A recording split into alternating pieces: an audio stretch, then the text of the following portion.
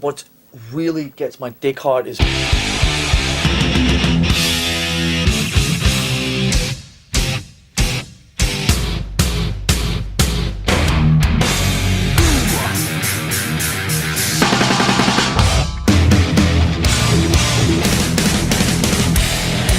So fucking what?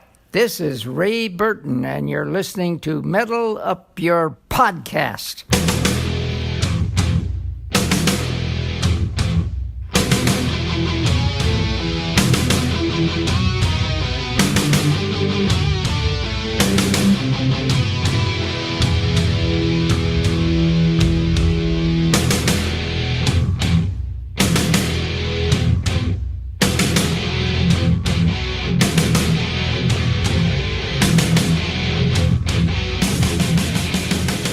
Welcome to Metal Up Your Podcast. I'm Ethan Luck. And I'm Clint Wells.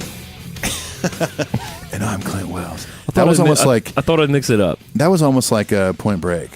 Like, I'm Johnny Utah. I'm Clint Wells. He's not coming back. Welcome to Vocal Fry. Utah, give me two. Another great movie to review in the future. We'll tack on the Gary Busey, Utah, give me two. Oh yeah, tack that on the list of movies we have to review.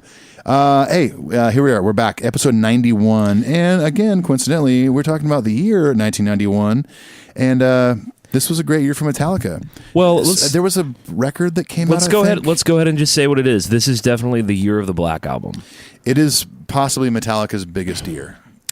And we're going to really get into that. I mean, we have a whole episode on the Black Album. We have a whole episode on Bob Rock, which I believe was the first time our friend Paul Moak joined us. Yeah, we have two episodes on a year and a half in the life of Metallica. So we've camped out here for a while. We have a lot of shit's been said already, and we'll refer you guys to those episodes. But we even have a revisited on 91. We even have a revisited on the time they played Enter Sandman at the VMAs. The VMAs, yeah. We've really done a lot of work in this area. So should we do something else? That was episode 91. Peace, adios. We'll talk a little bit about. I mean, we got to talk about Moscow. We got to talk about a lot of good stuff. The kickoff of the Wherever We May Roam tour, which started after the record came out. We got to talk about them finishing the record up. Yep. There's a lot of stuff to talk about. Now, if you're just joining us for the first time, we are an all Metallica podcast. Ethan and I are two professional touring musicians who make time once a week. How many weeks have we been doing this now? At least 7. At least 7. Yeah, well, that's correct. I know that we're past a year and a half, so.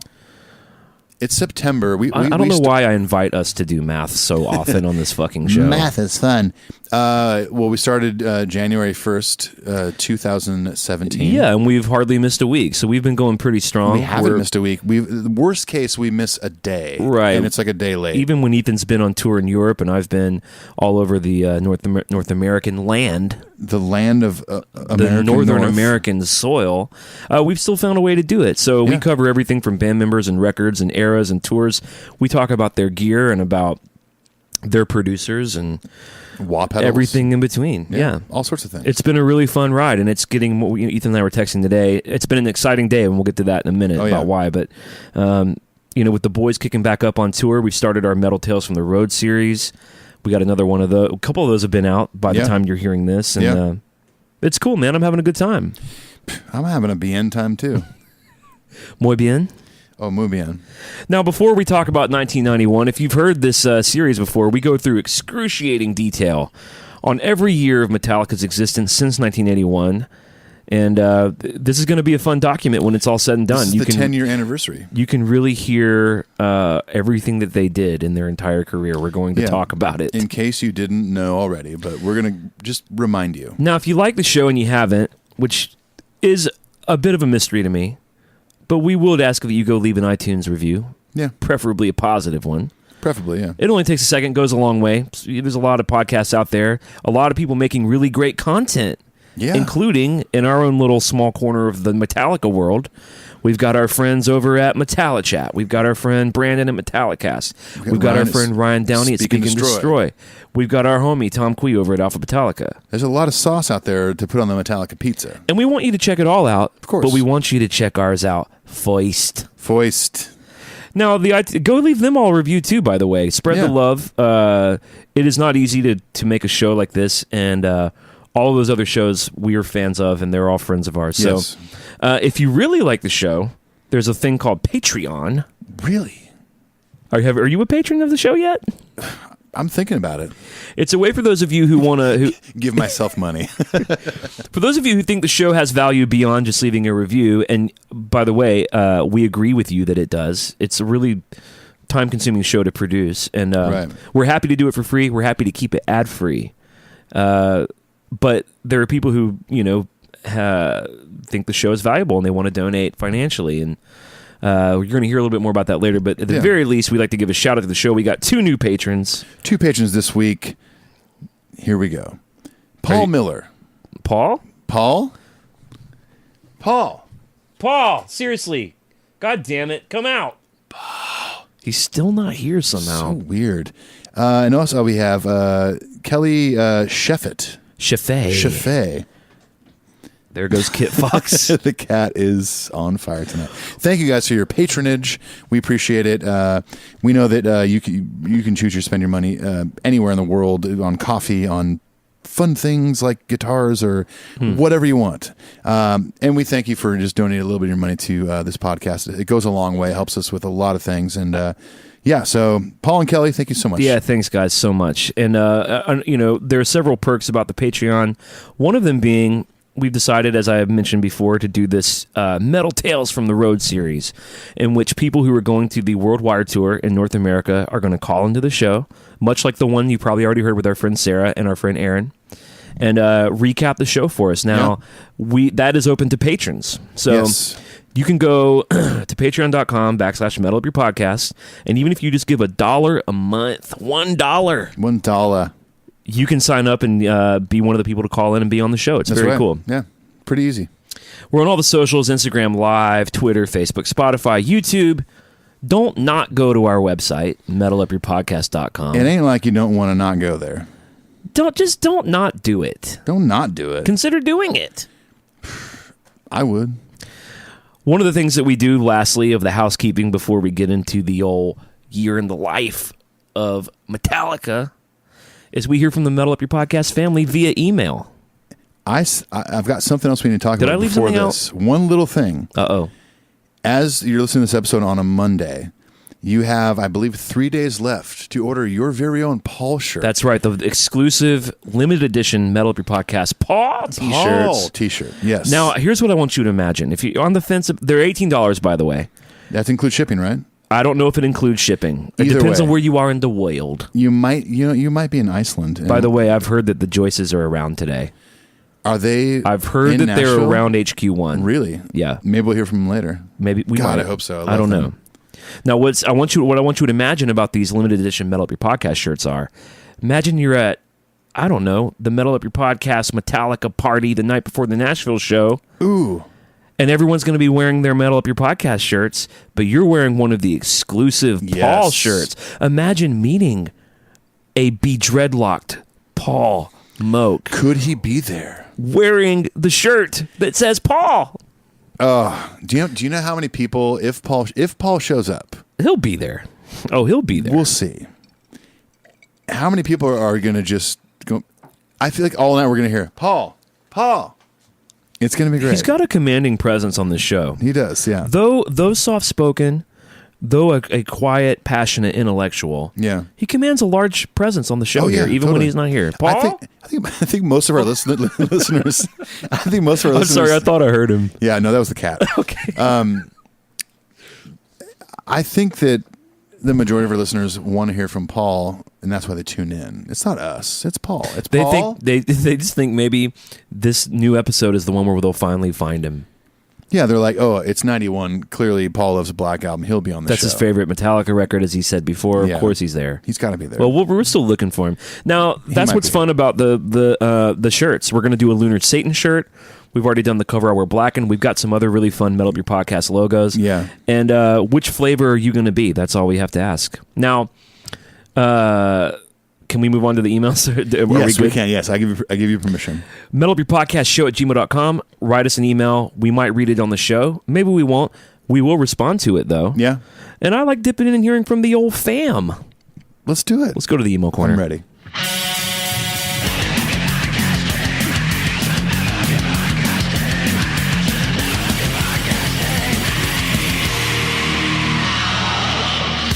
All right, our first email is from Lou Delia. He says, "What's up, boys? Love the Metal Tales from the Road episode. It's so cool to hear the perspective of a regular fan. Well, Sarah's not just a regular fan.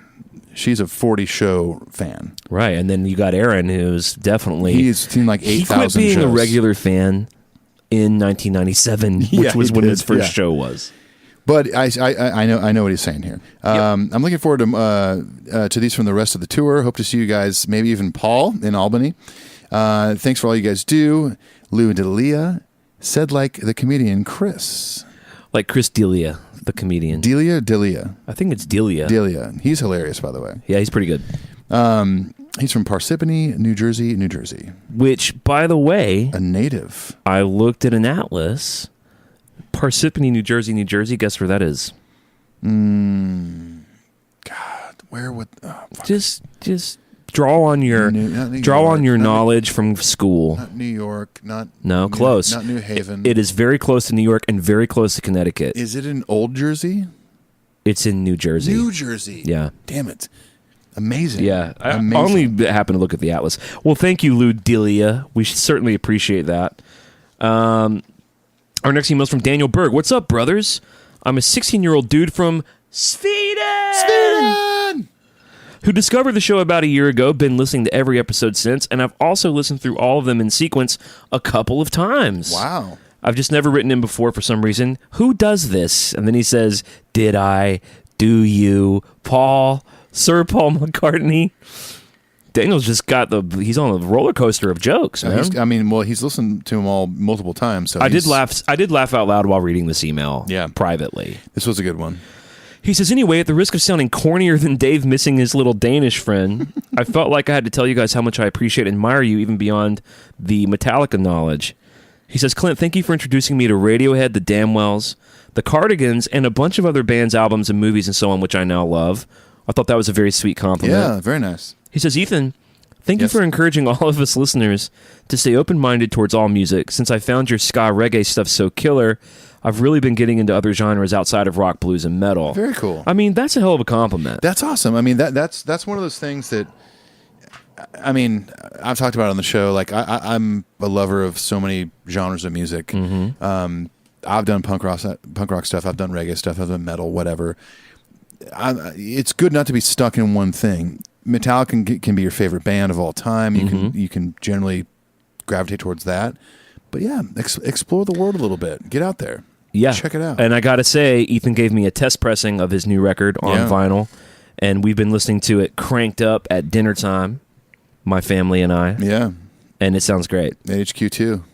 Yeah, over at the kitchen at HQ2. That's right. He goes on to say, also, I know this is a pretty common consent amongst fans who write in. I don't really know a lot of music lovers to connect with about Metallica. He says the Beatles, Hendrix, the wrestling boot band, or whatever. That's why it's so great to be able to listen to those conversations between two awesome artists and players whenever I don't feel like practicing my downpicking or I just feel like shit. I definitely left a lot of stuff out, but in the interest of getting out of Sentimental Town and ending this thing, good day, you dingoes. Good day, you dingoes. Daniel from Sweden, New Jersey. He says, P.S. I think you guys should help promote Paw Paw's narration career by at least mentioning his appearance at the beginning of Tom Petty's song Honeybee from Wildflowers. At least I'm pretty sure that's him. Let's listen to Paul. Is it Paw Paw? I think he did have a cameo on the Wildflowers record from '94. All right, stand by. All right, here we go. A little number we call "Give Me Some Sugar, Little Honey, Natural Bee." Who knew? Who knew? Who does this? Wait, Joyce. They're not quite here, but there's a Joyce somewhere here. I do like imagining Paw Paw like saying Tom Petty, especially. Are you familiar with the lyrics to Honeybee? Yeah, he's like, "Well, you're the girl. You be the girl at the high school dance. I'll be the boy wearing short pants." Short pants. Like high waters? I don't really know what short pants are. I mean, are they shorts? I call them shants. Are they like pantaloons? Like I'm pretty proud wearer of Dickies shorts.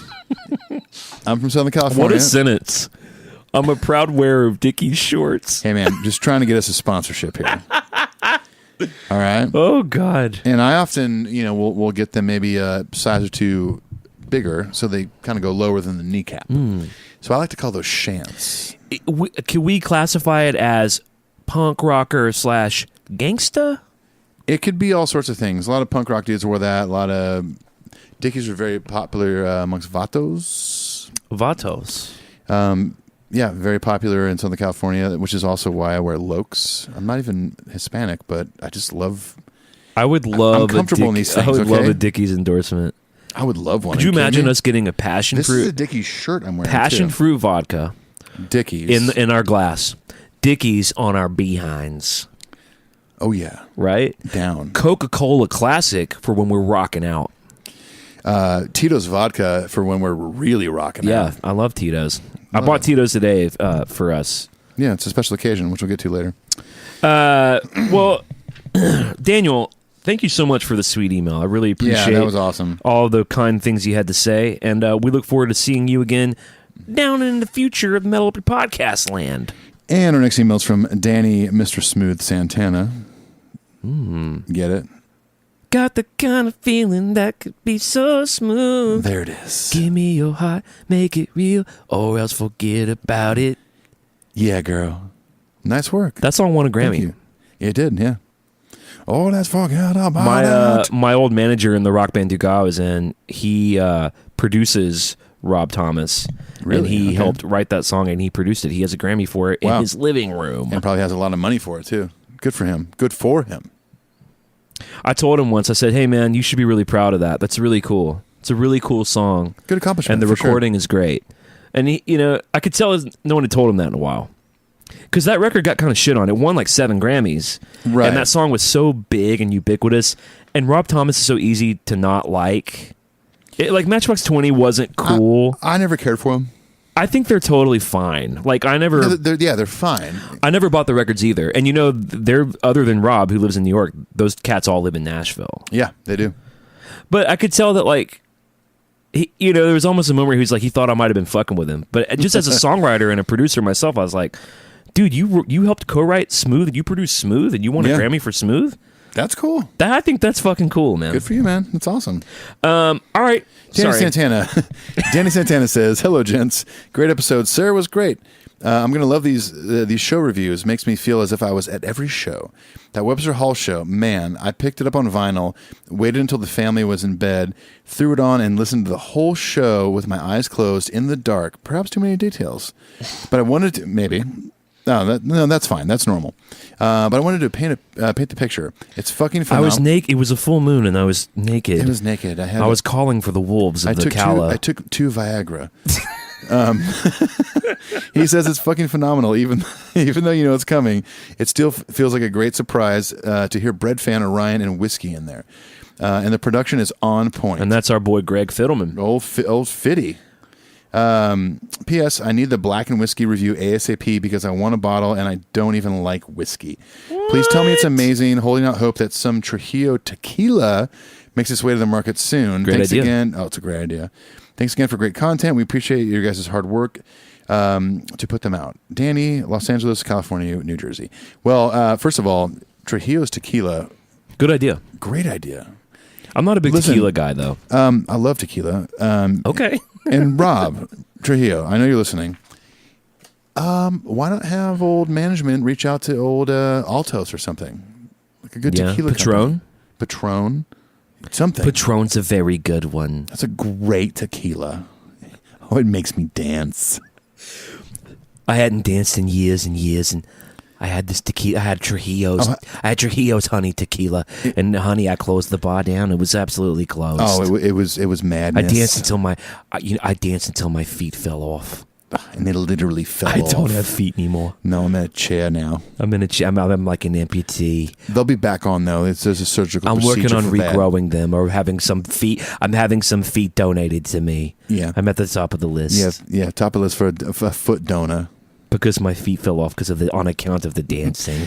Trujillo should have a tequila. That'd be awesome. Listen, so as far as I researched a little bit, blackened whiskey is not available in Tennessee yet. Okay. They debuted it in Madison, which I believe is where the guy they partnered with to do the whiskey is based out of. Okay. They had a tasting. People could buy it. I do know, and I think I mentioned this maybe in the last episode, that a lot of the crew guys from Metallica got a bottle as a thank you. That's a good. That's a cool gift. Great gift, yeah. But when it's available here, not only am I going to buy a bottle for myself, we have Clint a plan will for probably the do show. the same. Yeah, I'll get a bottle. We're going to get a third bottle so that me and Clint and Paul, God damn it, Paul! the three of us could sit down, sip on the whiskey, and do an episode about it. And we're going to get a fourth one actually and give it away as a gift. And maybe a fifth one just to smash against the wall because we're fucking punk. Dude, that is so punk rock. So punk, man. Smash your favorite metal band's whiskey. Just waste $45. Danny is such a sweet friend of the show. Thank you, Danny, for writing that email. Our next email is from Marta Vieira, who is a new fan, I believe. She writes, "Hey, Ethan and Clint, how are you guys doing?" Good. Pretty good. I've been meaning to write for such a long time. I love the podcast. Like many other listeners, I don't have a lot of people who appreciate Metallica in my life. I think people still think it's a phase. So the show is a great way to hear other people's opinions about the boys and their music.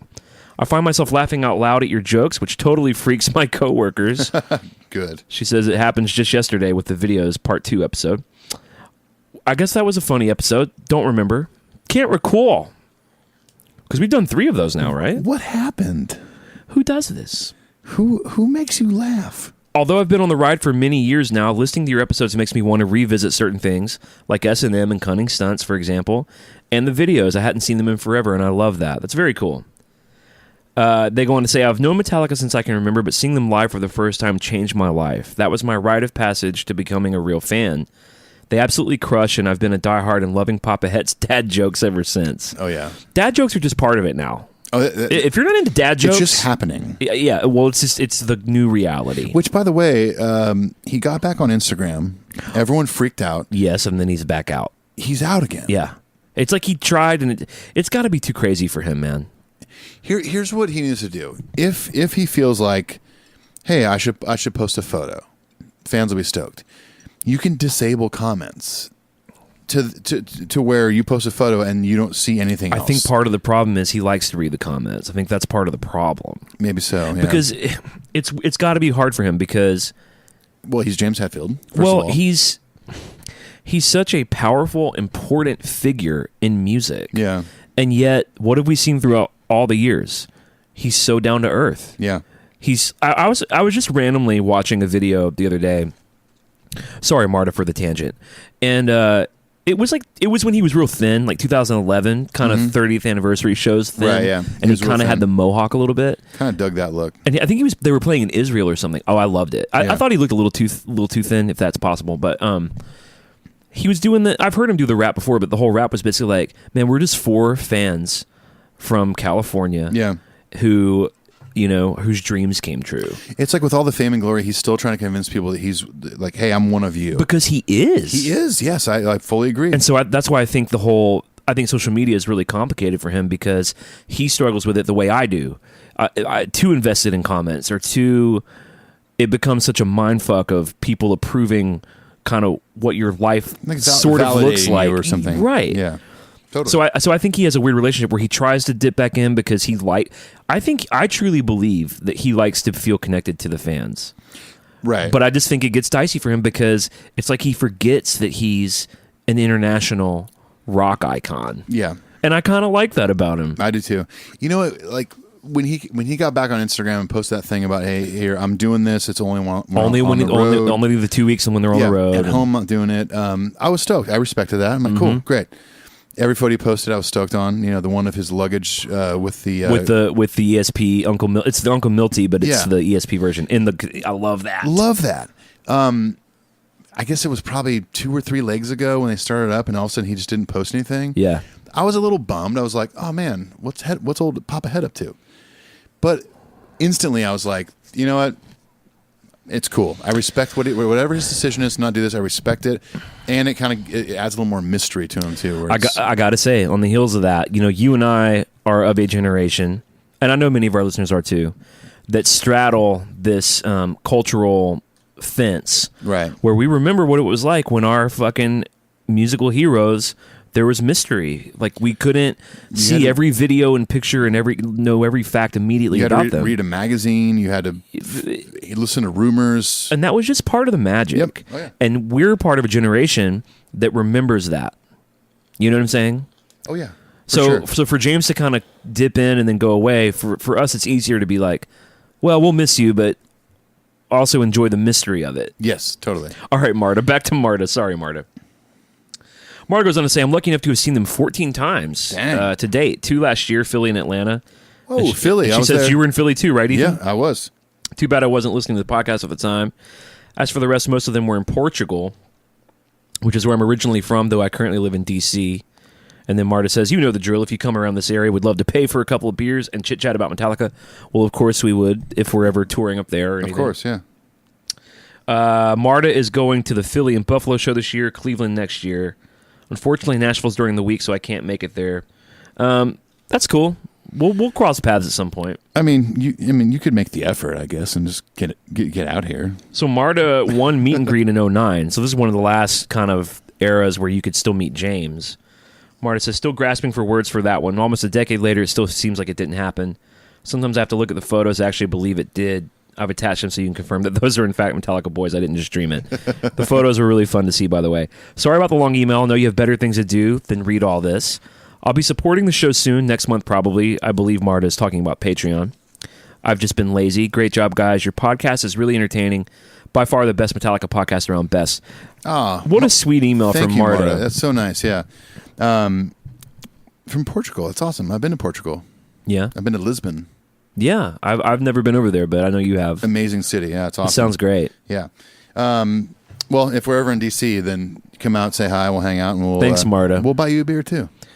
Whenever I've seen fans, and some of the fans who I've hung out with on the road can attest for this, I do think I tried to buy everyone at least one round. I have too, yeah. Because the whole joke is they're going to buy us stuff. Of course, and yeah. they and honestly they have. I've had fans treat me a lot, but it's nice to be able to buy them around too, especially if they're patrons. I tried really hard with a few people when I met up, and they've they refuse, adamantly declined. Like, no, I'm doing this. How dare you? Who does that? I offered first. Not me, honey. I just want to buy you a beer. I accept the beer. Maybe a Shirley Temple. Are you not non-alcoholic? Honey, what I like my martinis. Oh, love I have martinis. one puts me. I tell you what, extra dry. I have a ring-a-ding-ding time for about 15 minutes, and then I'm off to bed. It puts me right to sleep. Heavens to Betsy's. I get so tired. Sleep like a well, my baby. feet fell off on account of dancing, so it's hard. Well, it's easier to sleep with no feet than dance. Well, that's an ancient proverb if I've ever heard one.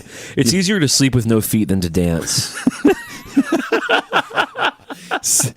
Second Joyce 4-6. The Book of Joyce. From the Book of Joyce. All right. We got a few more here. All right. And the next email is from Kevin Van Dam, longtime listener and friend of the show. Apparently permanent loaner of these box sets, which we still need to cover the rest of these. But we have Kevin Dam Van's amazing box sets. Kevin Dam Van. You should change that. Okay. Anyways, Kevin Van Dam writes, Gents, thanks for the discussion on the Black and Whiskey controversy. I just had a passing thought of that's awesome. Too bad James won't be able to enjoy it. But I was a little shocked that people were rushing to express righteous indignation on his behalf. White knighting for James, one of the biggest badasses ever, might be the most pointless exercise imaginable. Metallica can do whatever the hell Metallica wants to do. The fact that they are putting out a whiskey for all of us to enjoy should be something to be excited about, not posture about other people's sobriety. End of rant. Also, Dave Pickerel, the distiller, is who helped them create it. If you've ever had Whistle Pig whiskey, you've had one of Pickerel's creations. I have not tried that. I haven't either. No. In true Metallica fashion, they got one of the best in the business to help them put out a top-tier product. I can't wait to try it, and correct me if I'm wrong, but I'm guessing the Black and Whiskey label is a waveform of the Blackened intro. No clue. That's news to me. I never thought about that. Very interesting. Compare it with the one on YouTube. The backwards and forwards one. We have to record it ourselves. We have to get to the bottom of this. Can we scan the front of the bottle and play it in an app or something? Can James just answer one of my texts back for once?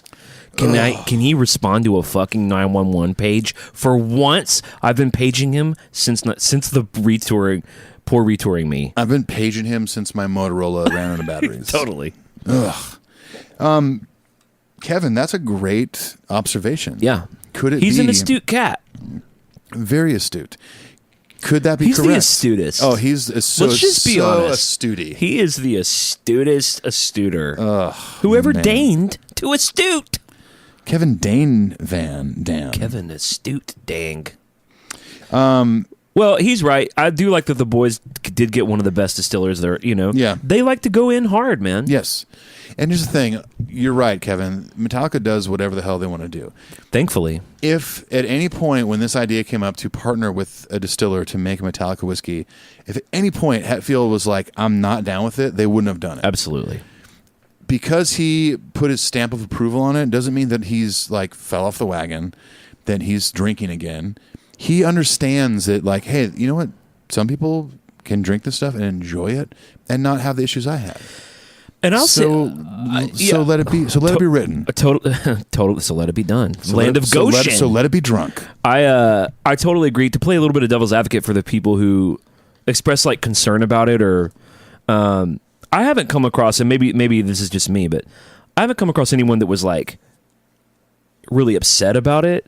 The people that I've brushed up against are kind of more like they find it interesting. It's a curiosity because I understand for some people who aren't familiar with sobriety or alcoholism, it might seem real cut and dry. Like, oh, they're sober. They can't be anywhere near it. Yeah, some people are like that for sure. They can't interact with it. Yep. They certainly aren't going to be endorsing it for their fans or whatever. Right. So, some people are like that. I have a friend that has been sober for, I want to say 15 plus years. Mm-hmm.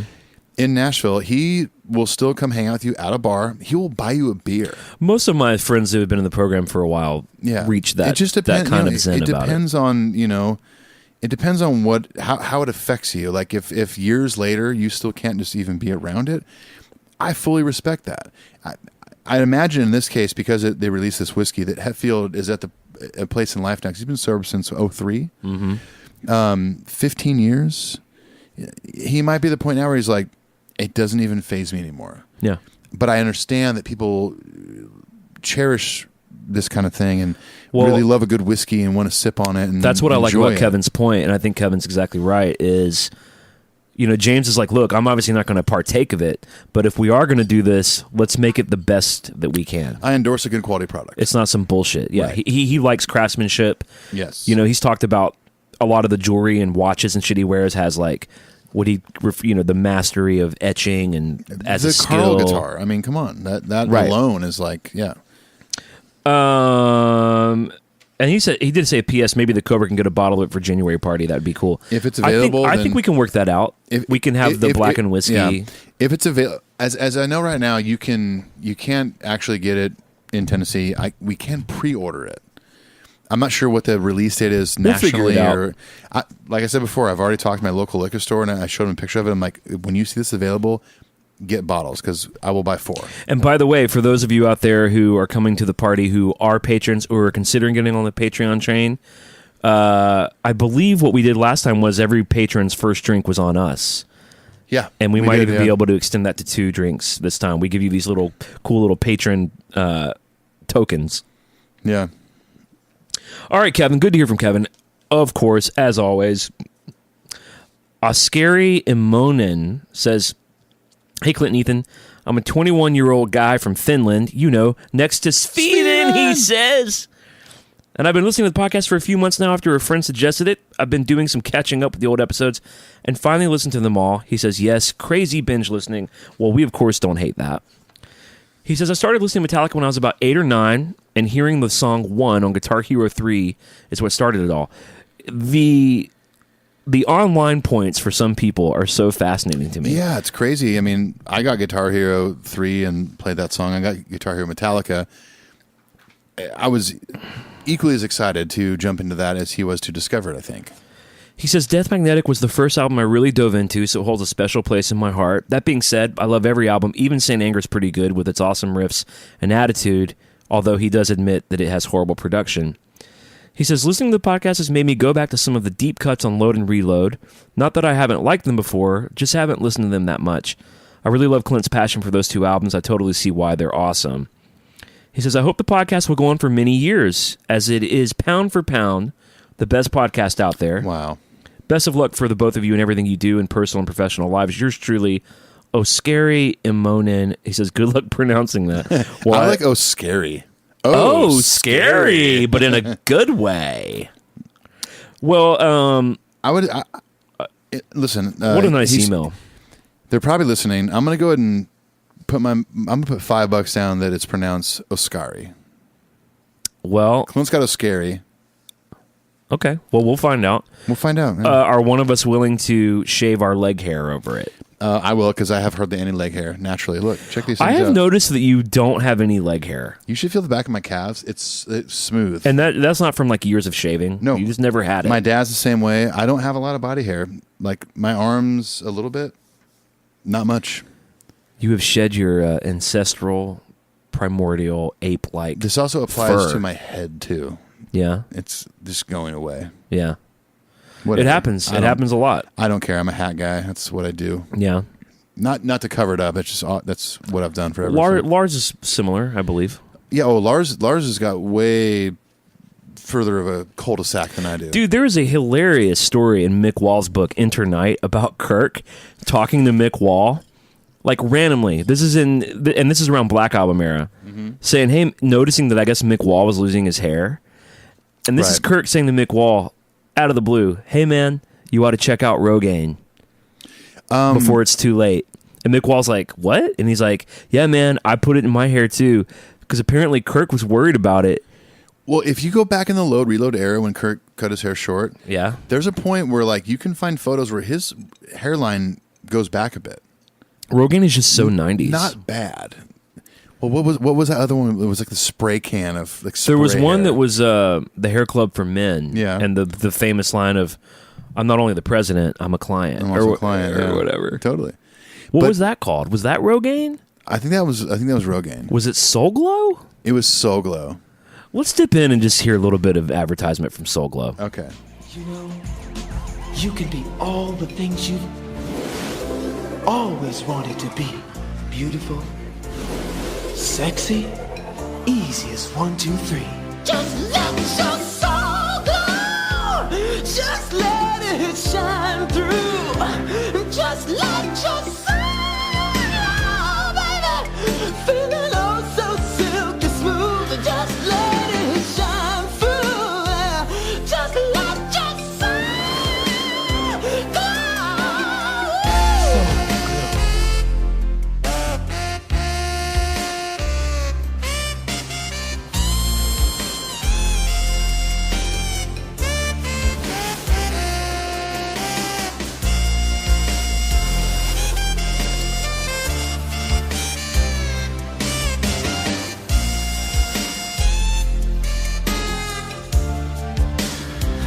Just let your soul glow, baby. Feeling oh so silky smooth. Just let it shine through. Just let your soul glow. Soul glow. No, but go back and just find photos of Kirk in like mid to late 90s. Oh, I will. Before do you double dare me? I triple dog dare you. I'll go back and find pictures of Kirk Hammett. Double dare, great The show. Ripper? Oh, the Ripper? Oh, he rips it so Oh, bro, good, the honey. fucking Ripper. How do you like them apples, Ripper? But before he grew his hair back out, it was starting to get a little receding. Okay. Much like mine. And then all of a sudden, to this day, he's got just gorgeous locks. Well, Mick... They're graying now, which looks amazing. Mick Wall quoted... it's because I'm saying Mick Wall. Big Mick, Yeah. the sound guy. He said they were like having a beer one night on that tour, and he mentioned that Kirk told him he needed Rogaine. Yeah. And Big Mick was like, "Oh yeah, I'm not going to try to do the British accent, but he was like, yeah, like we travel with so much fucking Rogaine now because of Kirk that there's hardly even any room for the equipment in the trucks." Wow. Apparently, Kirk was really into it for a minute. All right. I just love that Maybe Kirk had an endorsement. said that to him. Anyway, Last email. Let's get to it. Kyle Serafini. Okay. Kyle Serafini. He says, "Dear mother, dear father, Earth. Writing from Ontario, Canada, New Jersey, to thank you for the great work you've been putting out there for so long now.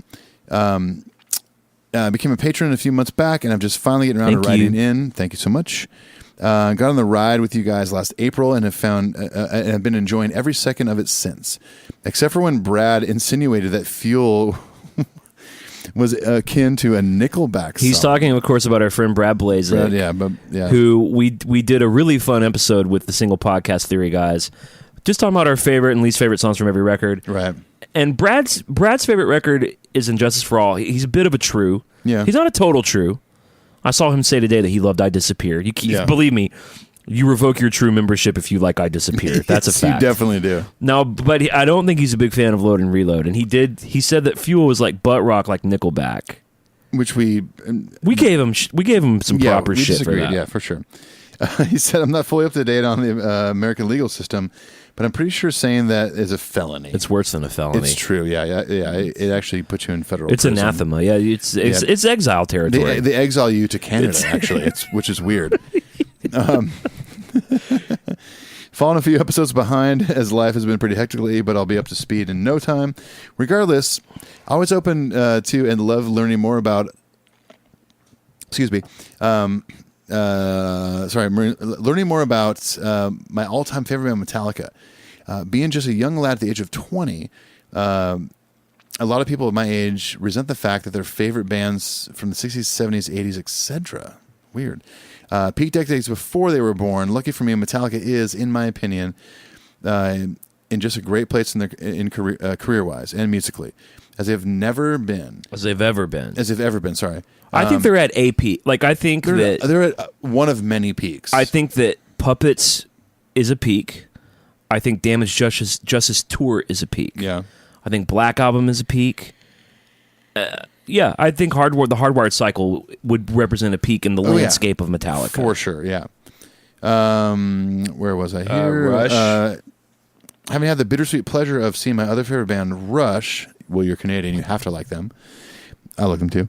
On their final tour, as well as Iron Maiden last summer, it's really great to have bands like these holding it down for all things good out there in the world. Anyways, just want to chime in to thank you guys for all the fantastic work you put in. We all appreciate it. I'll be looking forward to laughing and learning with you guys for a long time to come. Take it easy, boys. All right, Kyle, thank you. Awesome. Thanks, Kyle. It's very sweet. I do want to, before we move on here to the actual episode in 91, it is interesting when it talks about when you have your favorite bands that predate when you were born. Mm-hmm. I'm one of those people. The Clash, one of my favorite bands of all time, next to Metallica. They started before I was born. Metallica started when I was 3 years old. Okay. Where are we going with this? I'm just saying it's okay to have a band become your favorite, and they predate you. I mean, some people like the Beatles. They're their favorite band ever. Most people like the Beatles. Right. If you don't like the Beatles, you are a butthole. You like the Beatles?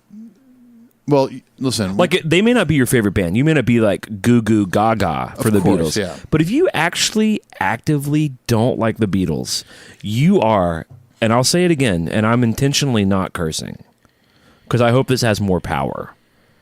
You are a butthole.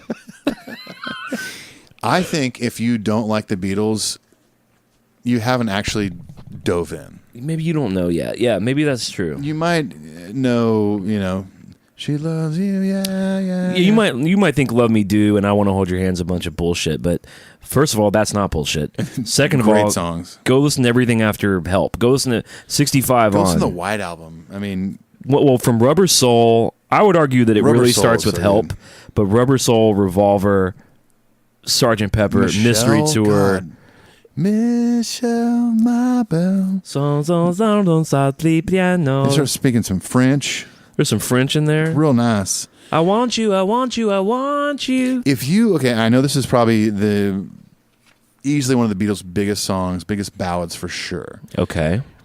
But if you listen to the song Yesterday and don't like it, I think we got a problem. Which that was on Help. One of the most beautiful songs ever written. Absolutely. Well, undeniable. Yesterday. Joy seems so far away. Exit light in tonight. Now I need a place to hide away. Oy vey, I believe it yesterday. It's true. Okay. Well, anyways. Well, I don't know where we're leaving off on that. We're leaving off as, first of all, hit pause, go listen to the Beatles discography, and then come back to the content of this episode. We'll be waiting. We'll be waiting. All right, ready? Here we're going to wait now. Did you do it? Are you done? Are you done? Do you? All right, let's get out of this email BS. Let's get out.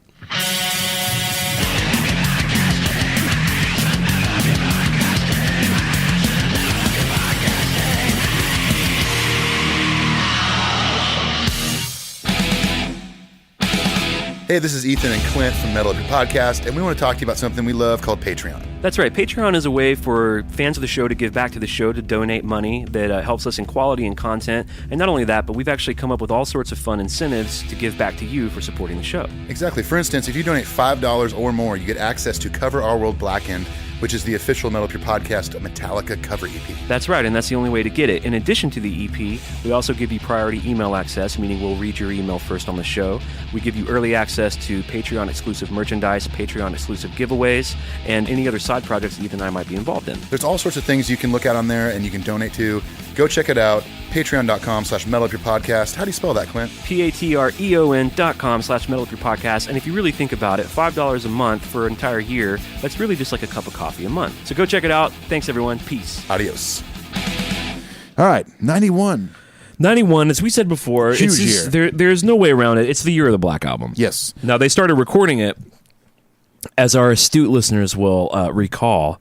There will be a test, by the way. Oh, yeah. They started recording this album October of 1990. Yep. They kind of hunkered down. And, you know, for the first half of the year, you don't hear much from the boys. But it is the year of the Black Album. And it's, you know, arguably, what if we were spitballing and we were just spitballing the most important metal records of all time? Obviously, Puppets. So let's go ahead. Let's not talk about any more Metallica records other than Puppets. What else are we putting in there? Paranoid? Sabbath? Paranoid. I would say Maybe Led Zeppelin 2? Peace of Mind by Iron Maiden. Yeah. I would throw in Rust in Peace by Megadeth. It's a very important metal record. Ugh. I'm not saying you should like it. I'm talking like top 5, man. I'm talking like Paranoid. I'm talking about Black Album. Is Rust in Peace at that level? I would throw in AC/DC. Right. I would throw in Highway to Hell or something. Back in Black, maybe. Yeah. Back in Black album. Back in Black, Coiled Snake. Ooh. You shook me all night. Tread on me. Oh, maybe Smell the Glove, Spinal Tap. None More Black. Well, there, you know, the boys could not escape the comparisons to when the Spinal Tap, you know, they had their Black album. Oh, it's great. Yeah, listen to our Year and a Half Life of Metallica episode, part 1 or 2, when we talk about that scene. But yeah, well, I tried to spitball about most important metal records. You're not playing ball with me. Painkiller. I totally I'm talking was. Priest, Painkiller. Yeah, but you said Rust in Peace. We're not on the same wavelength if you're talking Rust and fucking Peace. Okay, fine. Come on. I would go. Boo! Then I would go Led Zeppelin, Yeah. Black Sabbath, Yeah. Iron Maiden. You said Maiden. fucking Dio, Priest. maybe Rainbow, Dio's early band. Yeah. Yeah, I think Black Album might be top 5 most important metal records of all time. I think so. Which I know just really fucking bums some people out who don't... Because there's this whole, like, it's not metal, it's a good rock record. That's a common... I think it's a metal record. I wouldn't call it a thrash metal record. There's thrash elements to it, but it's a metal record. Yeah? It really is. Like, when you watch live footage of them playing these songs... Yeah, there's some ballads on there, but it's a metal record. Well, at some point, a band like Metallica, who created thrash metal, with other bands, to be fair, Of course. at some point, and this is an interesting idea, I wonder if you'll agree with this. At some point, whatever that band does is in real time defining what metal is. Yeah. They're sort of constantly redefining it because it's so seminal Yeah. to the work they're doing. Totally. I agree with this. Okay. Yeah, we're on the same page. I'm like getting worked up suddenly. You're trying to convince me of something, and I was convinced. Well, I'm sorry. I'm pontificating and imagining you as the invisible audience who may or may not agree with me. Reload sucks. There we go. That's there my it guy. is. Well, let's get some context here. So let's dive in. January is pretty much silent for the boys. What we must assume here is that they're still hunkered down at One-on-One Studios in California with one Mr. Robert Bobby Esquire Rockefeller Rock. Yeah, the fourth. The fourth, of course. February 20th is where we see the boys in the public spotlight. They won their second Grammy in the Best Metal Performance for Stone Cold Crazy, which I submit to you, and no offense, which you have in the past, I submit to you that this was them trying to make up for the boo-boo of giving the Grammy that should have gone to Injustice for All to Jethro Tull for Crest of a Knave. Yeah, Crest of a Knave. Now, it's still one of the best. Maybe they did deserve it for that title. I mean, alone. it is humorous enough to maybe if it was like a big Grammy trolling. Or maybe best comedy record, Crest of the Knave. I don't know. I think Stone Cold Crazy is cool. Now, Grammy, I almost said Oscar. The Grammy win is a little bit of a head scratcher. But it's cool. Yeah, but fine. It's cool. If anything, it probably made for a good setup for what's to come in '91. Well, that is absolutely true. It put them on the map even that more is so absolutely than they were before. true. It gave them a little more notoriety. They're on the Grammys. They're winning an award. You know, it's a good. I think it's a good stepping stone into '91. Okay. Yeah, I think that's a good point. Okay. March, we don't hear much else from the boys publicly. Again, they're hunkered down working their fucking asses off in the studio. Oh, yeah. We've all seen A Year and a Half in the Life. You can, listen to our couple of episodes on it. We know how, I mean, that was such a strenuous piece-by-piece process. Yes. April 29th through May 4th. These are interesting days because basically they've done a bulk of the work, meaning they've gotten like a lot of the basics, the drums, the bass, the rhythm guitars. Now, April 29th is when James and Bob fly up to Bob's studio in Vancouver, Little Mountain Studios, to do overdubs for the Black Album. This is where you see in the documentary where he's doing the sitar for Wherever I May Roam. He's playing that Gretsch White Falcon on Nothing Else Matters. Yeah, and when Clint says, they're up there doing overdubs, that's usually at the point where you're... I mean, everything is overdubbed, technically, but when you say, we're doing overdubs, it's my favorite part of a record. It's like the last 15-20% of the record. Right. The nut and bolts are there. The drums, bass, You're guitars just putting are done. candy on. Yeah. You put a couple extra toppings on the slice of pizza. Right. Like maybe you're doing like some background vocals, some oohs, some ahs. Yeah. Some texture. And then Lars also flew up the day after. And, this is the scene. It's a really cute scene where, Bob has basically had... like a cartage guy come table in, of percussion, and it's just a table of percussion, and it's like it really is adorable in a way because it's like Lars had never seen a tambourine. There's certain stuff he like picks up and he's just like, what is this? Yeah, he doesn't even know what it is. It's adorable. And I do got to say, and I know our friend Paul will appreciate this. Part of what Bob was doing, which I think he talks about this in the documentary, is part of it was. He probably wanted to go see his family. Like he'd been in LA making this record for 100 months. And, he lived in Vancouver, BC. He actually originally wanted to do the record there because he has a big family. He's a big family guy. Yeah. But he was lured away when he actually heard the Sabbath True demo. That was when he was like, okay, I'm going to go make this record in LA with these guys. But what I think was interesting about it is at some point they'd been there so long, gotten so used to one-on-one, maybe in a rut. Yeah. Maybe the morale got low. Maybe so. And he was like, fuck it. Let's fly home. I'll get to see my family. We'll be in a new studio. We'll be in the beautiful... You've been to Vancouver, I know. Oh, it's gorgeous, yeah. One of the most beautiful cities in the world. And we'll do like the fun candy recording. Like it was a good producer move. Right. Add a little bit of life into the session. And give the rest of the band kind of a little break, a little breather, Right. You guys do whatever you want. It was kind of leaning heavy on Lars and James. Yeah. Which are the shot callers anyway. I mean, they are. What's Jason going to do up there, Some slap bass overdubs. I also thought it was worth mentioning, I don't know if we talked about this on our previous episodes about the Black Album, but Flemming Rasmussen was actually on retainer for probably for the month of October and November. Just in case that shit happened with like time, Mike Klink. Mike Klink, yeah, Right. they started Justice with Mike Klink, who did Appetite for Destruction, Right. and Use Your Illusion 1 and 2. Things didn't go so well, so they brought in Fleming. So they went into the Black Album cautiously. And think about it this way too. Like Fleming seems like such an interesting, maybe even kind of aloof guy. It's hard to get into his mind of maybe what he was thinking. But imagine that you've made Lightning, Puppets, and Justice. Critically acclaimed. Metallica's winning Grammys for the song One that he co-produced with Hetfield and Ulrich. Right. Imagine they call you and say, "Hey, we're not hiring you to make our new record. We've hired someone else, Bob Rock, of mainstream rock and roll fame, Yes. Sonic Temple and Dr. Feelgood. Yeah. But just in case that sucks, we want to have you." Imagine waiting for the call that never comes. The call that never comes. So part of you's like, he talks about how basically they paid for him to be on vacation in Denmark. Yeah.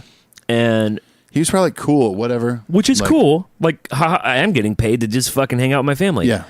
But you think maybe there was some bummer vibes when he never got the call? Like, oh, hey, you know what? He's got to be a little bit bummed. Things are going so well with Bob. He's opening up avenues. First of all, here's one thing he's doing that you didn't do, motherfucker. There's bass on the record. Yeah. Well, I feel like Fleming is maybe a little bummed. I don't know. It'd be an interesting question for him. I think what would bum him out more than not getting the call Apartheid. is getting the call, apartheid, but getting the call that the retainer's done. Because that's worse than the phone call that says you're not doing it. I bet there wasn't even a phone call, though. I bet they said, hey, we're putting you in a retainer from here to here, and the check just quit clearing. There had to have been a phone call. I mean, at this point, they made 3 records with Fleming. They had to, at a certain point, call and say, hey, things are going great. Like, thanks for being patient. Thanks for being on vacation. Hope you enjoyed the money, but we're going to continue with Bob Rock. So we'll see you down the line. We'll see you when we do the 30th anniversary box set of Master of Puppets. That's literally the next time I they hope saw that him. I would like to think that that's not the next time they saw him. I've been rereading this really great Joel McIver book, which someone's gotten us hooked up with Joel McIver, and he's apparently willing to come on the show. We need to make that happen. It's called Justice for All: The Truth About Metallica. Truth. Now, what's fascinating about this book is this motherfucker does not like Load and Reload. He doesn't really even like Black Album that much. Yeah. This guy is pretty hardcore true. But he's a good journalist, good writer, and he's done a good job of being objective. But speaking of Fleming, so Fleming talks about this. So he says he was asked to remain on standby at the start of the Black Album sessions just in case the rock setup didn't pay off. And then he's quoted as saying, "They actually paid me to take a month's vacation at the start of the Black Album in case it didn't work out with Bob Rock." Wow. He said, "We'd done that with Justice, and they didn't want to end up in a situation like they had before, where they were stuck and couldn't go any further. I was on vacation in Denmark. It was cool, but the album went on for a year and a half. I think I would have killed them by the end of that time." Wow. He may have. I mean, because when he made the previous 3 records, it was definitely not that much time working on the record. To take 10 months on a record at this time was pretty unusual. It was part of the... I could not imagine being in the studio that long. Well, well, first of all, Bob has said, frankly, and was probably right, it's real similar to Fleming. Yeah. Remember how Fleming basically said he didn't think Lars was good enough to do a record? And they had, believe his name was Fleming Larson, who ended up becoming Lars's drum tech. Right, Tom drums, yeah. Basically give him drum lessons. Yeah. So similar to that, Bob Rock, which Bob Rock is a consummate musician and professional. And perfectionist. You got to hear our Bob Rock episode with Paul because Ethan and I are There's a lot of just good sauce in there. huge admirers of Bob. Of course, yeah. But Bob basically said to Lars, "You're not ready to make this record either." So they had Lars set up in a B room that James actually wrote Lars's practice room. Yeah. And he basically made Lars practice. Good. So if you got a band big enough with a budget enough and the songs that everyone, including Q Prime, believed in enough to take the time and spend the money and all that shit, they're gonna do it. Yeah. I think they knew that everything was aligning. So Yes. let's take it real serious. Let's take our time. So, and not to mention, James is a fucking perfectionist too. Yep, he is, yeah. So a lot of that time was spent with him chugging and making sure that the 2 guitars on left and right and the thickener down the middle were just so precise. It's almost, you can almost not even hear it. You can definitely tell that with Lars. Now, before I get to this point, when you watch the Damaged Justice stuff, Lars is fucking on fire and Yep. some of the peak era of Lars drumming. But when you watch live footage post recording Black Album, Like he is solid as shit, man. It's like you can hear that he practiced his ass off, and he got in the studio and he hacked it out for a year and a half, and yeah, it's like sometimes I wish he would still do that. Yeah. I don't think he's like the worst drummer or anything like that, but like there's things as a drummer where I watch footage of him now, I'm like, you're rushing. Slow down. Well, are you talking about live or in the studio? I'm talking about live. Like I'm making the comparison that like touring the Black Album, like he was so solid live. Well, I totally agree with that. I mean, when we get into 1992, we'll kind of see why. Basically, 1992, they're on tour the entire year. Yeah. And I'm talking no breaks. Yeah. I mean, if you looking at those tour dates is staggering. It's crazy. Like, remember when you used to look at, like, you'd get tour dates in, and, like, the longer that list was, the more excited you were? Oh, yeah. Because, A, it meant money, yeah, which we rarely have in this goddamn industry. Right. B, it also meant, like, something to do, like work. Yeah. You're taking it to people. For sure. These days, with my touring now at least, I want to see less dates, but I want them to be strategic and smart and have a lot of bang for their buck. Less dates, more money. They're obviously the same way. They only play 50 shows a year now. So yeah. But I think when you see footage of the making of Death Magnetic, and the Hardwired stuff, he's still working real hard in the studio. Oh yeah, for sure. And he's still punching and like getting. He's not doing like full performances of Spit Out the Bone. They're like getting section by section, and sure. You can see Greg stopping and be like, "That was good. That fill was good. Yeah. That verse was Let's good." Pick it up from there. Yeah, right. But I think Lars still takes it very, very serious. Right. He's still Metallica's biggest fan. But you're right. He cuts corners live, and we've talked about that. And sure, yeah. I think you and I fall into the category of fan who would obviously love to see him play shit note for note or whatever. Right. But we also don't care. Yeah, we don't care. I'm not real bothered by it. Honestly, at the end of the day, it's like, you could look up year by year the song One live, and most of the time he's not nailing the machine gun part. Right. And people love to sit there and make fun and be like, "Oh, he fucking sucks," and fucking Lars can't do this. It's like, well, you get up there, motherfucker, and do it. You do it. I think we're in being a fan, a pretty heavy fan since '91. I do think we're at a place where if you're like harping on Lars's technical ability, I feel like we're over all that. It's old news. It's so fucking boring to me. It's boring. Yeah, totally. I might think in my head a little bit like, oh, that was a little rushed, or I missed that Lars backbeat. Well, that's what I'm saying. Is like, but I agree. But at the end of the day, it's like, you know what? It's still fucking Metallica, and they just made a great record. And they're on an amazing tour. Yeah. And we're going to go see it, and it's going to be fucking awesome. Well, I just feel like when people complain about it, well, he's not playing the double kick and Moth or whatever. Are they right? Yeah. But do I give a shit? No. It's kind of a capital N no. No, I'm in the crowd singing along. Yeah, I'm too busy celebrating the music. I'm not in the crowd going, well, he didn't. Oh, I was trying the last chorus. He didn't do the double kick part.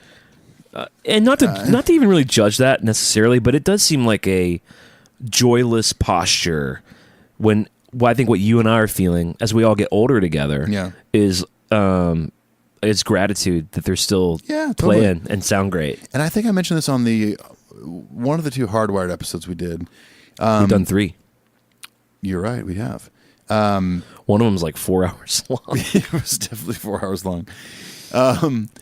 I think there's parts on Hardwired that, in regards to drums, that Lars did. Maybe it was an overdub, maybe it was gritting the kick drum, whatever. That when I first heard the record, I thought he's not going to be able to do this live, and he didn't. He didn't try to do it and fail. He just did something different, right? And I'm cool with that. Yeah, I think at their age, at this point in their career, if they put out a record, put out the best record you can, even if it means you're going to like, quote unquote, maybe cheat the system a little bit. Like, hey, I can't play double kick that fast anymore. I'm 54 years old, whatever. Let's just like grit it, put in some samples, and make it sound badass because the fans will love it. Every time I make a recording, whether it's a demo in my studio because I wrote a country song that day, or it's a master that I'm making with you or Bob Schneider, whoever, whatever tricks there are in the tool belt to make that record sound great and feel great, I'm totally fine with. Sure, yeah. I don't care. If it doesn't matter. The purest musician in me is like, you record it, you need to pull it off live. I've to an extent lived by that in my touring career, but there's some stuff that's just impossible, especially when it comes to extra parts. You know, hey, there's this song we want to play it live, but there's like it would require 9 musicians to pull this off. Right. But you know what? Metallica gets out there, and like most recently, they did No Leaf Clover. Oh my goodness! Without an orchestra, and it still sounded great. Like they Well, I when I saw them in 2000, it's weird because when they played No Leaf Clover in Minneapolis last week, that was one of the biggest pleasant surprises in a long time on a set list. Oh yeah, you and I were texting like the second I looked up the set list before the show was over. Right. I went to setlist.fm and they kind of updated in real time. It was updated to like 12 songs. The amount of excitement with you and I, with the community of listeners, I mean, they hadn't played that song in like 7 years. Since 2011, right? But when I saw them in 2000, it was kind of a staple. I mean, they were playing it a lot. Yeah. And they were doing it sans, kind of obviously sans S&M orchestra. Of course, yeah. But yeah, you're right. Like, they pull it off. I mean, Metallica is a live band, dude. Oh yeah, totally. And they've always prided themselves on that. They make great. They make really great, solid, meticulous, perfectionist records. But they're a band that takes a lot of pride in nailing shit live. It's a little more stripped down live sometimes, but I mean, Metallica is the kind of band that could have 2 auxiliary musicians on stage to fill out the sound. Yeah, they could. But they've never done it. No, and I love that. No, they've never played the tracks, and they've never really had that kind of vibe. No, there's no little tricks up their sleeve with that stuff. I mean, they have great production and stuff like that. But as far as music goes, it's the 4 dudes. It's the real deal. I mean, you know, it's one of the reasons we're all still here. It's one of the reasons you and I talk about this shit every week, because there's something more than Inner Sandman is catchy that you and I sort of spiritually resonate with. Sure, yeah. And it's in many ways. Part of it, the real dealness of it. Yeah. Part of that is that when they're on a deck live and they're duking out Halo on Fire or Motor Breath, it's 4 dudes making music. We're in, yeah. And it's that powerful. Hey. Did Lars not play the double kick? Was James a little pitchy? Can James hit the comes to be? Can he still do that the way he did on S&M? Yeah. Don't know. Don't give a shit. It's about the moments, about the music. It's about 40s up there that are still a garage band that happen to be a fucking gigantic band. Couldn't have said it better. You could have. That was poetry. No. All right. Now, in May, we don't hear much from the boys. So May 4th is when they leave Vancouver. They were only there for a week, kind of doing those overdubs. Right. I'm guessing that the month of the rest of May was kind of spent in the minutia of the studio. Yeah, or maybe taking a little break and just getting away. Yeah, maybe family time. I know Jason during that time was, you know, doing a lot of biking and playing a lot of basketball, and well, I mean, they all had a lot of wasn't extracurricular it shit. You know, 2 of the dudes went through a divorce during this record. All the married ones did. Kirk, was it 3? Well, James wasn't married at this point, I think. I believe. Wasn't it the other 3 dudes went through a divorce? Yes. Crazy. June 2nd, we get the Holier Than Thou Rough Mix, which is the one Bob Rock did. Now, it's interesting that we get that, and this ended up being one of the additional tracks on the Inner Sandman single. Right. I find this interesting because what we learned in the 1.5 Years in the Life episode is that Bob wanted this to be a single. The first single. They're having lunch. They're talking about it. Right. Yeah. So I think Bob kind of scrounged up a mix. I think he might have been maybe channeling like, you know, the last couple records, like, hey, this record's so different. Let's put this single out first. I agree. Just so your fans are like, oh, they're still heavy and they're still fast. I think he knew. I mean, they maybe even had explicit conversations about it. He knew they brought him in. He was not an extreme metal guy. Right. He was known for fucking Motley Crue. He's only gonna feel good. Right. And the Cult and Bon Jovi and Aerosmith. He kind of represented stuff that a 1982, 83 Kill 'Em All-ish Lars and James would put the middle finger up at. They were anti. He kind of represents that. Yeah. And I think I think Bob Rock is a smart motherfucker. And I think what he thought was, let's bring them in, let's woo them into this new thing. Yeah. With arguably the biggest thrasher on the record, which is Holier Than Thou. I think it was the wrong move. The move is to just follow your heart and lead off, which they did with the new, quote-unquote, new Metallica, which is Inner Sandman. Yeah. It's slower, it's doomier, it's real catchy, it's radio, it's MTV. Still heavy. It's the gospel of Metallica going to the whole world. Yep. It's heavy as fuck. Yes. It's a great riff. Thank you, Kirk. I'm just gonna. I try to hedge this every time. I'm like, it's one of the greatest riffs up with like Iron Man and shit. I'm just gonna say it. It's the greatest metal riff of all time. I mean, defy me. Not you. The universal you. not me. Tom Quee's like Tornado of Souls. I know he's said Tornado of Souls to himself just now. It's like the greatest metal riff of all time doesn't have to be the most complicated, the most technical. It's just not only does it not have to be that. I know that the greatest metal riff of all time isn't that. It's not the 22 string Sandman. guitar with the guy playing 1,000,000 miles per hour. I'm just telling you, it can't be. That's true. Yeah, totally. The most technical thing someone can do is like interesting for a minute in an American Idol way. Yeah, but it's not something that is culturally that will change the cultural zeitgeist of music. It did. Bum, bum, bum, bum, bum. That's a slow ass doomy riff, dude. It's a great riff. I know our friend Rye over at Sabbath Bloody podcast will agree. Which, by the way, if you, those of you who are Sabbath fans need to go check that out. Sabbath Bloody podcast. Yeah, it's a fun podcast. It's our friend Rye. He's this cat over in Ireland, and he just does it by himself, but he's got a great vibe, and I've really been enjoying being on the ride over there. Yeah, his podcast is really fun. Okay, moving right along. June 10th. June 10th is when the proper mixing, which Bob mixed, by the way, begins at A&M Studios in Hollywood, California. Now, I had a note here that I learned that, interestingly, the boys really just wanted Bob to mix whatever their next record would be after Justice, because he was known for that low end. Right, yeah. And when they kind of reached out to him through Q Prime, he kind of came back and said, not only do I want to mix it, I want to produce it. And I think that's when they were like, okay. Interesting, okay. Okay. We're listening. Okay, Bobby Rock. Which, ended up being fortuitous for all of us. I mean, yeah. But I wanted to read this from Joel McIver's book. Okay. Because this is Lars addressing the bass issue. Not full on, but addressing it. Yeah. And talking about how they wanted to learn from that mistake.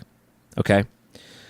So Lars says, with Jason, I guess we misfired on Justice.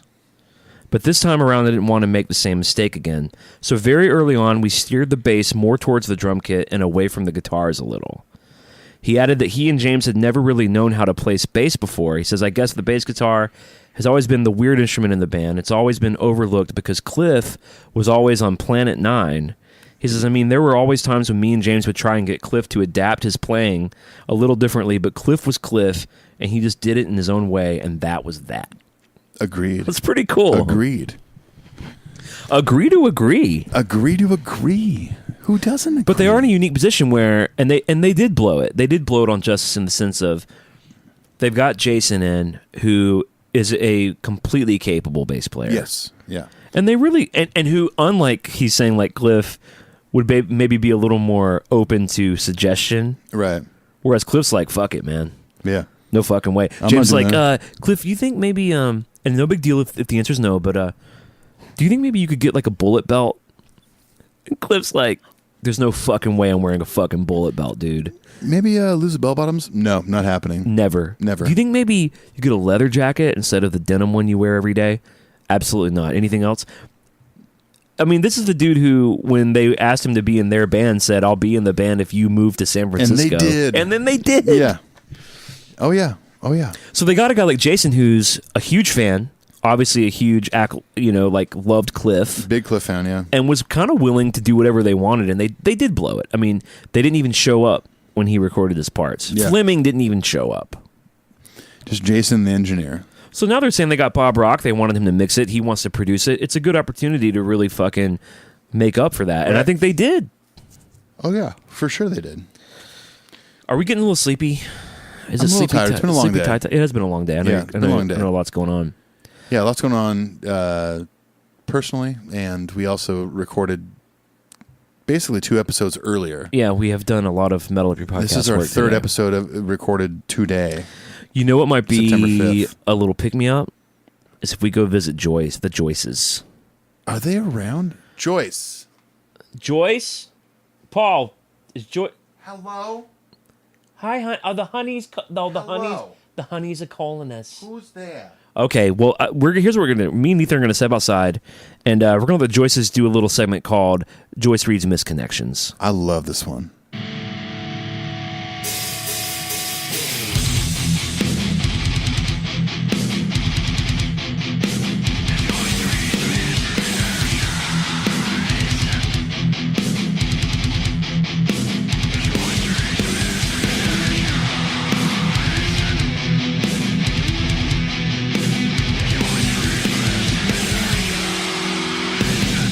Who does this? Oh, hello. Honey, it's been a minute. It's been a minute. How are you? As Aaron Lewis famously said in the hit song, "It's been a while." It's been a while. It's been a while. I love that line. It's a great line. You know, it's so simple. It's the simplest ones that pull the hot strings the hottest. Well, I'm glad we're here because I just was so excited. I was on Craigslist earlier. Oh, honey, I love Craigslist. You can buy things, you can read things, you can get services. Everything you need is on Craigslist. I read it all the time, and I think, who does this? Who writes these things? Who are these people? They're our neighbors. But it's helpful. They're our neighbors. They're our brothers, our sisters, our dogs. Our cats. Our cats are on there too. There's even people that we can't connect with, which is why I read the misconnections. Connections get lost. The connections, they're missed. They're missed connections. And we're here to read them. Do you want to lead us off with? Oh, I would love to. By the way, this is it's me, Joyce, here with my dearest friend, my best friend of all time, Joyce. I appreciate that, Joyce. Oh, it's You're so welcome. Honey, you're welcome, Joyce. Who compliments you that much? It's so nice. Probably just me, honey. All right. Well, this first one's from Washington, D.C. That's the District of Columbia for where they history pass all the buffs. laws and they wear their suits so many and ties. laws over so there. many laws, bylaws, etc. Well, this person says, searching for the couple I met at Dogwood Falls Church. You were a sexy older couple and wanted a young Latin guy. Hot. We went back to your house and had an incredible time. I'm free tonight and looking. Here's the thing. You already went back to the house and you're still looking? It's not a misconnection. It's a lost connection. Well, it's not a misconnection. Just remember where they live and go there. Honey, drive there. Put it in your GPS. Go to them. Put it in your GPS. Here's what I love about it. They met at Dogwood Falls Church. Great church. It was a sexy older couple, and they wanted a young Latin guy. You meet at church, Christ comes into your life and brings you a nice Latin pool boy. I've been waiting my whole life for Christ to bring me a nice Latin boy for sexy time. Then they go back to the house. You're already there. The connection isn't missed. It was not missed. You found you made it You missed. connected. Honey, you connected. What can we say? I don't know what to tell you. Moving on. This next one is from it's entitled "Beautiful Girl at Doghouse on Labor Day Monday" in Demumbrian. Oh, this is Demumbrian Street. Demumbrian's a lovely road. This is a road in Nashville. My second cousin lives there. Patty? Oh, Patty's great. Oh, I She's love a Patty. She's a sweetheart. I love her to death. All right, this misconnection, it's so tragic. It says, you were a beautiful girl and had an Asian background. You were the large group of friends that came into the doghouse between 1:30 and 2:30 on a Monday. You had a peach-colored shirt with white shorts on and was standing by a table of a few guys. I meant to introduce myself and get your number, but we left before I had a chance. This is a long shot, but fine by me, winky face. Love the winky face. She had an Asian background. What is that? Who says that? What does that mean? I love the attention to the ethnicity. Is it that? Is she from Thailand? Is she from North Korea? We well, don't. You know something? Russia is in Asia.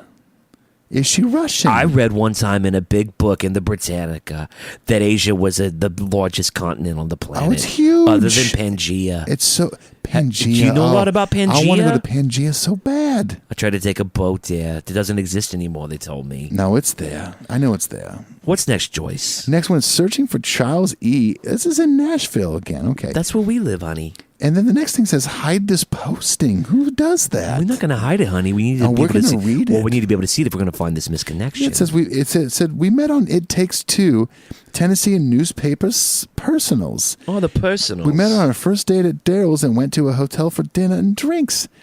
We also met halfway at a Holiday Inn at exit 46, Columbia exit, on a couple occasions. I know it's been several years since we've seen each other, but you've always been on my mind.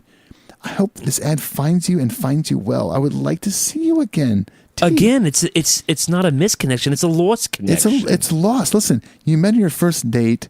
You went for dinner and drinks. You were at a Holiday Inn a couple times. They met halfway, Joyce. Isn't that romantic? Joyce, listen. If you're at a Holiday Inn a couple times with somebody, that's like a couple connections. It's a lost connection, not a I think we need to redefine. You were already connected a couple times. Sometimes when I'm rubbing Bengay on all my aches and sores and pains and my back, well, first of all, it feels good. Second of all, loosens. I sometimes I slip into a daydream about what my romantic hero Ronaldo would do to me, and one of the top things of my fantasy is that Ronaldo would meet me halfway at the Holiday Inn. Listen, a lot of sexy and romantic things happen on exit 46. You know this. I know this. Listen, who doesn't know this? Who hasn't met halfway? Exit at the 46 is the one to go to. Now listen, Joyce, you're gonna love this one. Jonathan Toombs from Hendersonville says, "Love him. Love him. Love Hendersonville. A great place, Home Depot. Great schools up there. Great lamps in the lamp section at the Home Love Depot. It. Clint Nathan's friend Nathan Thomas lives up there. Nathan, he mixed the cover up with Black in Volume 1. He makes sound better. Oy vey, I love to hear that Clint Who doesn't Wells like sing. sounding better? I'm gonna be honest with you. I draw a long bath. I put a bunch of bubbles in it, and I maybe put a bath bomb. I listen to Clint Wells singing "The Unnamed Feeling." It's a song about depression and other things, this and that. But it sounds so different. But he sounds so tortured. I just want to do things to him. Oh God. You and me both. Maybe Joyce. what Jonathan Toombs wants to do from Hendersonville. He says, "Does anybody know Jonathan Toombs from Hendersonville? I don't know him, but I'd like to. Just tell him I said he looked hot in his mugshot. I am female and attractive. Listen, honey. I'm often drawn to convicts." Listen, a mugshot? Who does this? Who does this? Who takes a sexy mugshot, first of all? You see a criminal in a mugshot and you think he's a criminal, but sometimes it catches you and you feel something downstairs you haven't felt in 30 years. Not since Franklin died. At least with someone who has a mugshot, they're in jail, they're not going anywhere. They're not afraid of commitment, honey. They're going to be there for years. Oh, they're committing to bars. To the bars, yes. There's a little more in this one. Forgive me. Please do not respond unless you know him and can prove it. If you're replying about him, I'm not interested. Wow. Well, this is a woman who knows what she wants. She wants a convict, and she wants to know that you know Jonathan Toombs. Jonathan, if you're listening in your cell, just reach out to the Joyces. We'll connect you. Oh, I like to think of Jonathan Toombs in his cell. He had a little radio smuggled in someone's butthole. Amazing. Probably a drug mule. Oh, for sure. For sure. All right, this next one, stunning redhead. I have tickets. What does this mean? Who says this? Tickets to what, honey? This is in Murfreesboro. And then it says, hide this posting. Why would you hide it? Don't hide it. It's Old Fort Parkway at Thompson Lane. I know Thompson Lane. Beautiful street. Lovely. Fiery locks of hair swept down, flirtatiously framing your ivory face. Wow. It's like fire. That's like reading Shakespearean poetry. It really is. I did not see the color of your eyes. Don't sell yourself short. If this sounds like you, contact me as soon as possible. I have tickets to the Bluebird Cafe Sunday evening, the 9th. That's coming up soon. That's coming up like tomorrow. Oh, my God. It's so soon. Maybe I'll call this person. And I would be honored if you join me.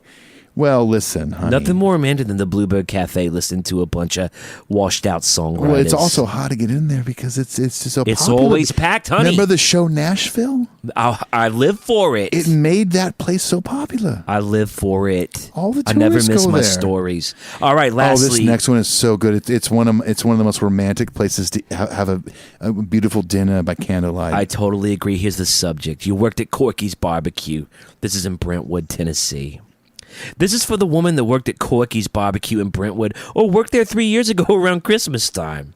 We met and I brought you to my place after we had lunch at a bar in Bellevue on Highway 70.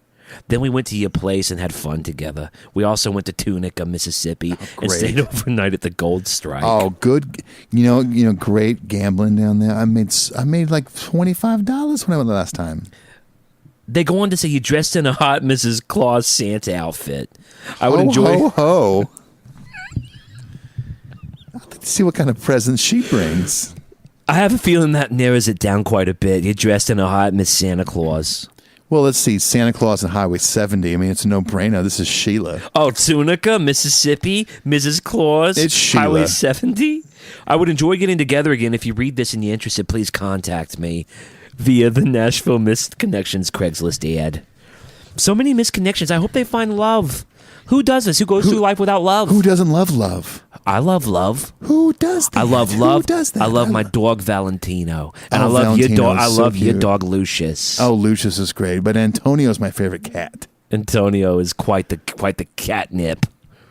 Well, thank you. Listen, thank you guys, and thank you to Clint Eastwood for letting us. Listen, talk they're going a to little come bit. back in. They're going to talk about 1991 again. Oy vey, Metallica this, Metallica that. I'm off to bed. I'm exhausted. Oh, I got to sleep. I got to get my 7 hours. All right. Good night, Joyce. Good night, Joyce.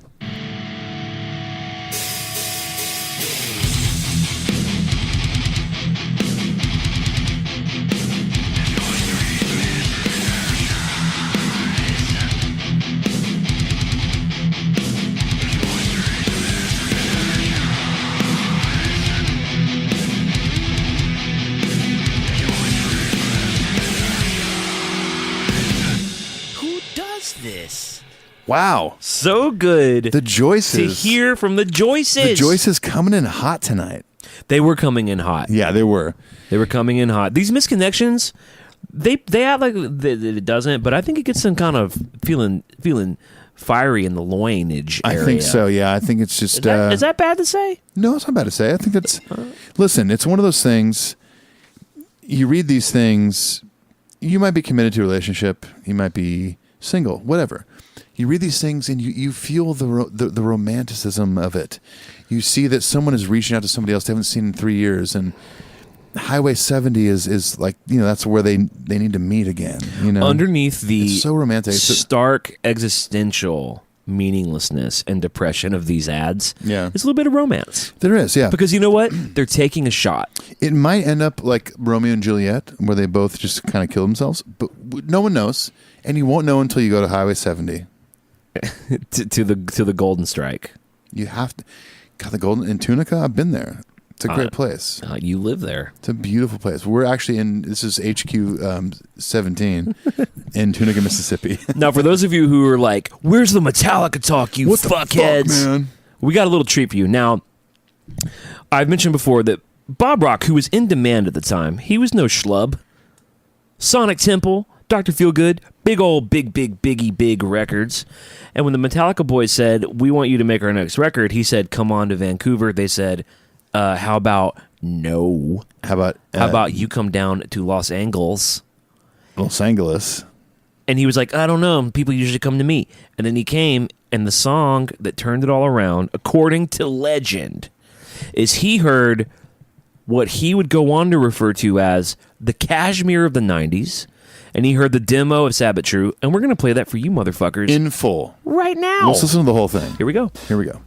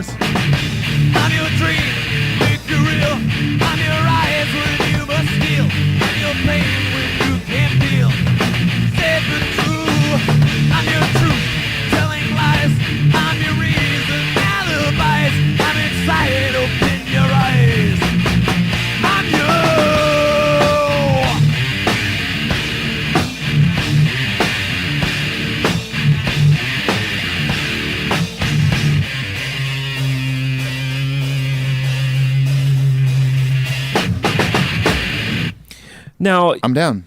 It's not Black Album, but you can hear with the power, and that's what Bob Rock heard as a producer. That's why they hired Bob Rock. He heard what, and I think that's why he said, "I want the gig." Yeah, because I think he was like, "I hear what this song can be. I'll come down to L.A." He heard the potential. He heard what it could become. He listened to that riff, and he was just like, "Oh my God, this could be huge. This could be." Not that Bob Rock would have predicted this, but this is what became. Do you want heavy? Right. Metallica gives you heavy. A huge live staple. Yes. And as many times as we've all heard it, one of the most exciting moments live. Of course, yeah. And I loved, especially in the late 90s, they were playing it so slow, dude. Oh, yeah. Dun, dun, dun, dun, dun. I wish they played that slow Getting again. kind of doomy on it. Real doomy. Now, of course, this was in October of 1990. Now we fast forward to June 16th is when recording for the Black Album was officially done. And this is when things start to move fast. So basically, tours are coming up, release dates have been set, shit's about to start moving really fast for them. July 3rd, they shoot the Inner Sandman video with Wayne Isham.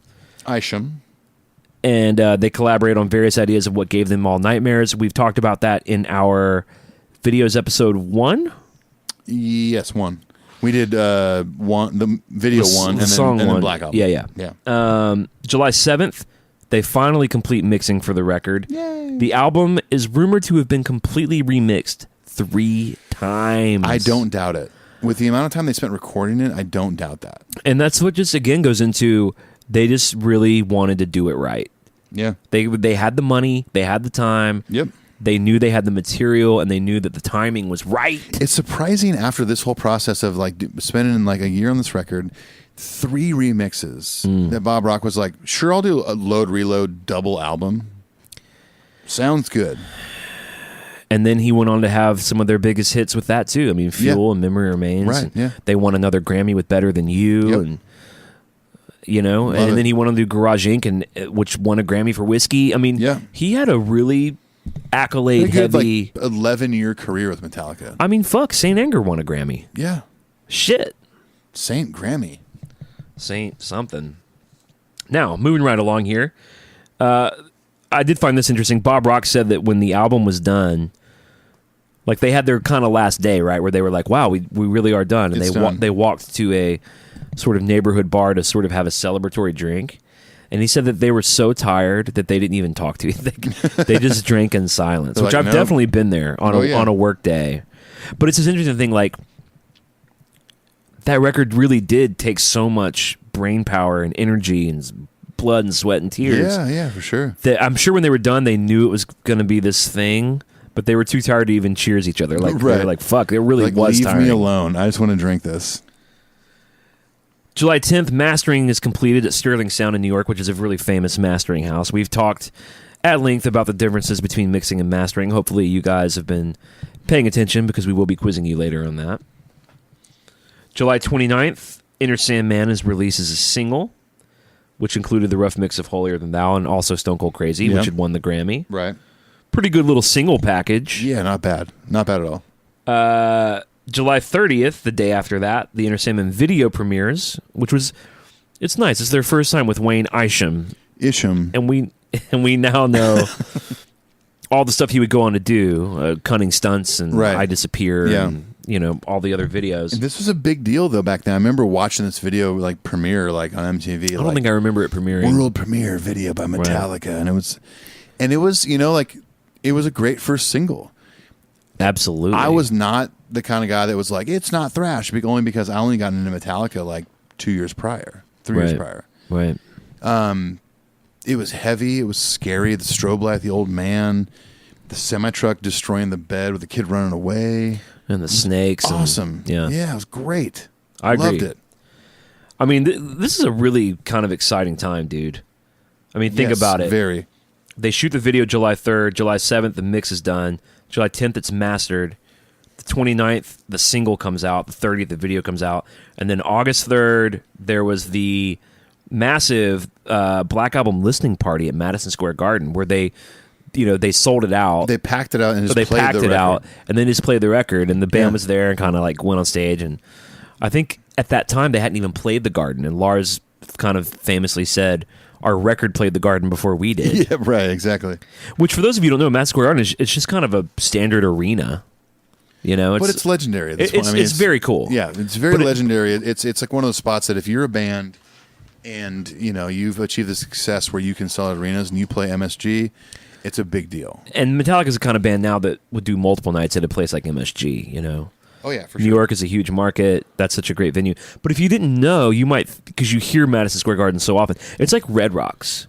People I don't think know that Red Rocks is really just like 7,000 people, 8,000. It's such a memorable venue, and but it's so it's unique. so memorable and unique Yes. and stuff that you might assume it's like the Gorge, which is 30,000. right, yeah, Whereas Red Rocks is actually kind of small. yeah. It's not that huge, but I mean, God, if there's a day in my future that I could play there as a soloist and like, Right. I mean, I would It's like a probably- dream. I'd- It's a dream come true. Yeah, I'd probably end that show in tears. Much like the Gorge or the Ryman here in Nashville, something like that. So August 10th. So that's August 3rd. August 10th, just 7 days later, the boys start the European Monsters of Rock tour. I actually got to say, even before the listening party, August 1st and 2nd, they did two kind of warm-up shows at the Phoenix Theater in Petaluma, California, which I found interesting because they basically went on this huge Monsters of Rock tour. Right, yeah. With AC/DC, Pantera, Queensryche. Yeah. And this is where the Moscow thing takes place. But they did these two warm-up shows in Petaluma. They only debuted Enter Sandman and Sabbath True.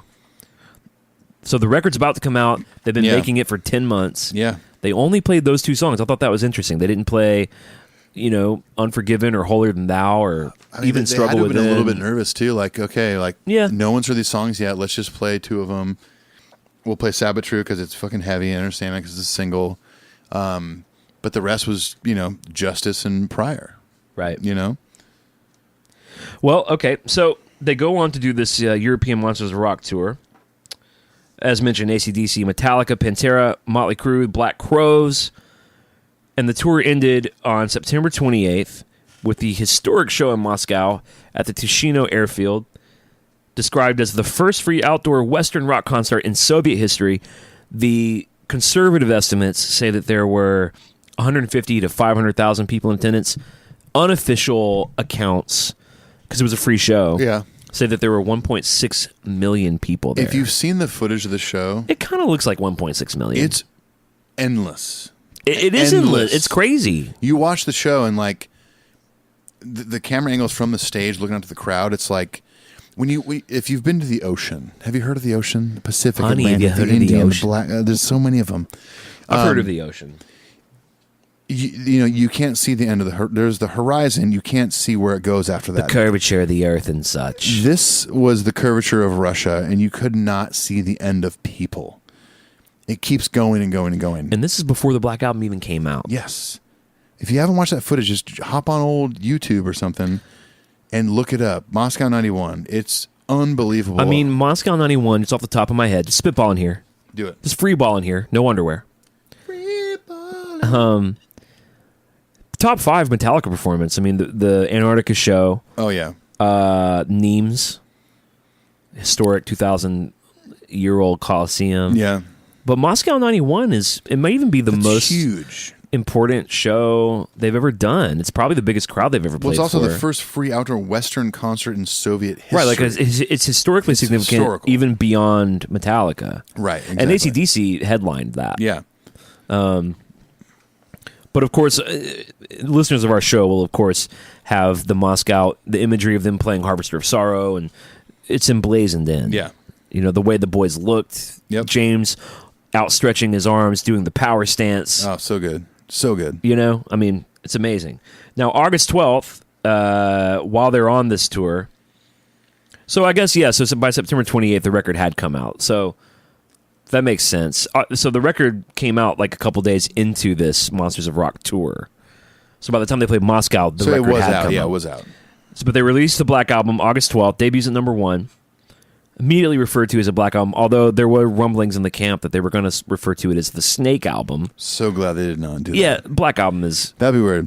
Hey, we're Metallica, and this is our new record called The Snake Album. Get it? There's a coiled snake on Can it. you get it? There's an image of a snake on there. Now, I wanted to maybe camp out just for a second because you and I because we're children of the 90s, are astute in this. Now, 43 days after the Black Album is released, on September 24th, Nevermind by Nirvana was released. This is, of course, the same year that Pearl Jam released 10, Soundgarden released Super Unknown, or Bad Motorfinger, U2 with Octoon Baby, the death of metal. Huge year for music. It was huge year for music, but a huge sort of huge shift in music. It really was the end of a lot of 80s-ish stuff. Well, this is, I mean, like Nirvana is often credited, when Nevermind came out and Smells Like Teen Spirit was like the big single on the radio, that it put an end to the glam rock era. Right. Although I do believe that. I do believe that that was probably one of the biggest things to happen at that time to end a whole genre of music. It was that, in addition to the Black Album, in addition to Soundgarden, it was in Pearl Jam. It was huge. That era, I remember hearing 10. I remember hearing Smells Like Teen Spirit on the radio on K-Rock for the first time, doing homework in 91, my 8th grade year, and hearing Smells Like Teen Spirit, and it was like, what the hell is this? I just think Metallica was their decision to move away from And Justice for All, to move away from heavy metal. Right. Quote unquote, yeah, was so prescient in that when Nirvana and Pearl Jam and all the like came to dethrone those bands, the Motley Crues, the Poisons, the fucking Cinderellas, Rat, yeah, the Warrants, all the bullshit. Yeah, Metallica was already ahead. They'd already written and recorded an album that could withstand that, that could stand alongside a 10 or a Nevermind. And all those records sound so different from each other. Yeah. Way different. But they all somehow work together because they were not this in the 80s. They were not this There was definitely glam, makeup-y sound. Like, there's definitely a backlash to that shit. People got real tired of that shit. Well, yeah, I mean, it lasted for almost 10 years. And it was so over the top. Now, having said that, people also got real tired of the whole grunge rock bullshit thing, too. I mean, that shit didn't last either. There's hardly anyone standing from that. Pearl Jam, maybe. But there's no one standing because, I mean, now... Yeah, before Chris Cornell died, they were still touring, but they weren't selling out arenas and stadiums like Pearl Jam. It could be argued that the rekindled Soundgarden was this nostalgia no longer relevant, no longer culturally relevant. Now, Audioslave was, but Audioslave wasn't grunge, No. And neither really was Soundgarden. I mean, it all gets real complicated. But grunge is a weird term. Maybe we can do a whole episode on what grunge is. But the Pumpkins didn't last. I know they're touring now, and apparently they haven't stopped touring. Apparently, he went and did that Swan thing. He did Swan for a while, yeah. But I mean, there wasn't But they faded out of cultural importance. They did. So did STP. So did Alice in Chains, and of course Lane died. Kurt killed himself. Right. Now we don't have Chris. Scott's gone. These people are gone. But even before some of them passed away, Pearl Jam really is the only band that kind of has held on and been a constant. I mean, very constant and huge. I mean, But if you're a 10 purist, you're gonna hate No Code, and if you're a 10 purist, you're gonna hate the shit they're doing now. The shit they're doing now is more akin to 70s corporate rock almost. Yeah, you know what I mean? I feel like they're one of those bands though that let's say 80% of their fans like all the shit. Yeah. Yes. To me, they haven't made a Saint Anger. Maybe to a 10 purist they have, but the majority of people are I like everything they put out. No, they don't have as quite a big a stinker as Saint Anger or Lulu. Right. But I don't know. I still think though, a lot of those bands didn't maintain the status they came out with and got huge off of. But you can still listen to all those records and they still sound great. Great performances, great production. Yeah, but I think you can listen to a Def Leppard record and it sounds great. I mean, the Mutt Lange Def Leppard shit. Sure. I'm just saying, it's interesting that I think that's more dated sounding than the grunge era that we're talking about. I don't know, man. 10's pretty dated sounding. Dude, if I listen to... That's why they did a whole remix of it. If I listen to... See, I didn't prefer the remix. I don't like it either. The Redux. But I agree. I don't like it either, but I relegate that to nostalgia for me. Yeah. Because just for me to hear, Oceans with less reverb... Yeah. It may be the better decision as a producer or something, but I've heard the original Oceans my whole life. Yeah. So to hear it remix is just, it's too late. Right.